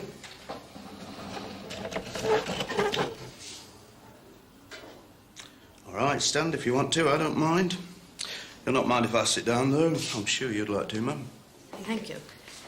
You know, I used to go to a school like this. Only it wasn't a girls' school, of course. What is it, then? Is it me or the uniform? What do you want to know? You and your brother, you get on all right? Okay, why? You sure about that? I suppose. Well, do you, don't you? What did my mum say? I'm asking you. We get on fine, yes. Then why didn't he tell you where he was off to? It's a bit odd. Probably didn't know himself was that vague. Vague? Your mum and dad don't seem to think so, do they? I'd say they think he's the bee's knees. I know. So you're right and they're wrong. Naturally. Do you go around much together, you and Andrew? Not really. But you get on well, that's what you I said. told you we get on very well. Well, then why didn't you, go around together? Because Dad would have hit the roof if he'd gone to half the places I go. What sort of places are they, then? Nothing very evil. It's all in his mind. He thinks we're up to all sorts of things. Wish we were. But he lets you go. He doesn't mind that. Of course he minds. He minds every bloody thing we do. But not as much as if Andrew had gone. No. Might do something to his brain cells. You're not very keen on your dad, are you? Do you have to have special training to see things like that? Or does it come naturally? Thought you'd be out making door-to-door inquiries or dragging the canals. Isn't that what you do when someone goes missing? Not often, no. We usually find the answers much closer to home. What's that supposed to mean? Just what I said. It's no use looking at me. I've not done anything. I'm glad to hear it. What do you think I've done? Cut off his head and buried him in back garden? It seems to me, I may be wrong, but it seems to me you're either a very callous young lady or you know there's nothing the matter with your brother. Is that right? Can I go back to my class now? No, not yet. I haven't finished. We said it wouldn't take long. I'm only human. I can be mistaken like anybody else. Where is he, then? You do know, don't you? Do I? Why don't you want us to find him? Who said I don't? Look, come on, love. I haven't got all day. I don't know what you think you're up to, who you're trying to score off. But whatever game it is you're playing, count me out. I just want to know where your brother is, that's all. All right, then. We'll wait. Sorry about this, ma'am. No, no, not at all.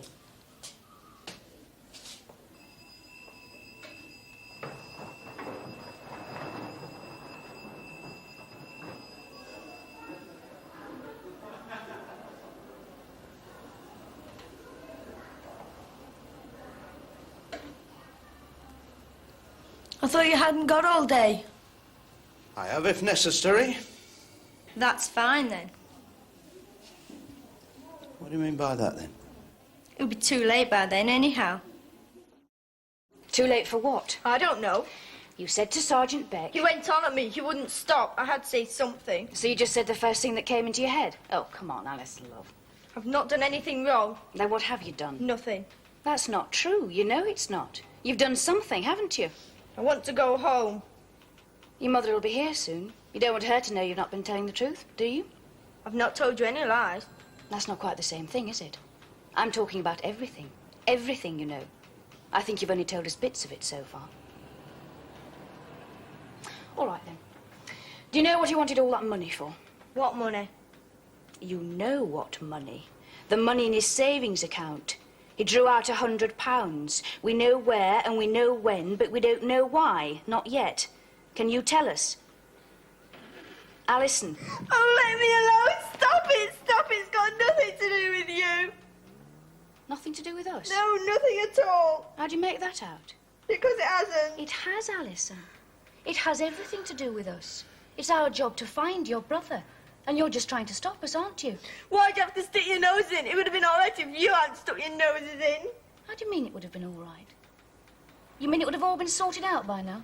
I mean, it's got nothing to do with you. It's a family matter. It would have been all right. Go on. What would have happened to make it all right? You mean Andrew's coming back, is that it? Yes. Then he's safe? Yes. Then you must tell us where he is, Alison.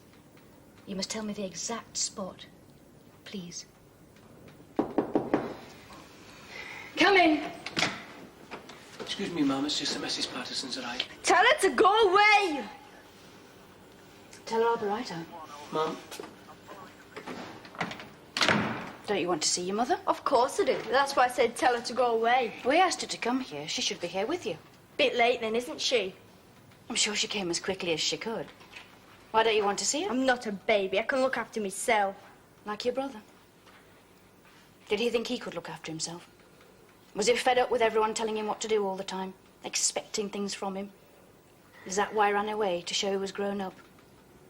Was it? Wouldn't you like to know? Where are you going? To get your mother, all right. Fine.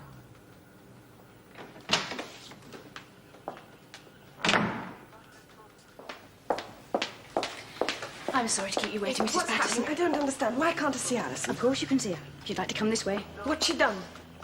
She's done something, hasn't she? I don't know about done, Mrs. Patterson, but we think she knows where your son is. What? We think she knows where Andrew is. Where is he? We don't know, I'm afraid, not yet. But if you'd like to come this way... No, wait a minute. That's impossible. If she'd known, she would have told me. Just don't believe it. I mean, I know my daughter better than that. You must have got her so upset that she doesn't know what she's talking about. You've got no right to talk to me without me anyway. I suggested Alison. Alison, darling, this woman says that you know where Andrew is. Well, that's not true, is it? Alison? I really think we should go into my office... I am trying to talk to my daughter! Alison, darling, you don't have to worry anymore. You don't have to answer any more questions. I'm going to take you home now. I'm afraid that's not possible. Alison, Alison.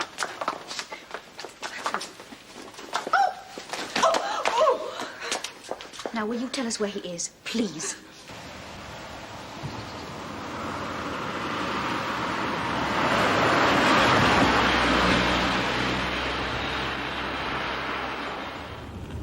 Is this it?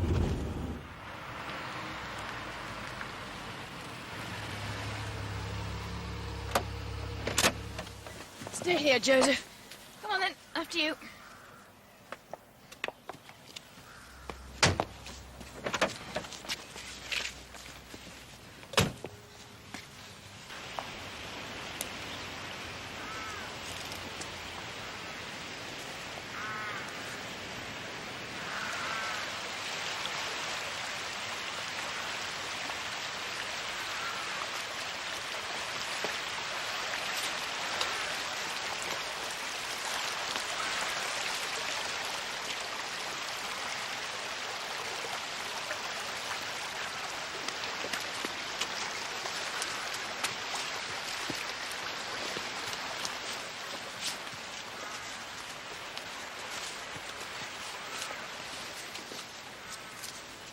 We used to play here when we were kids.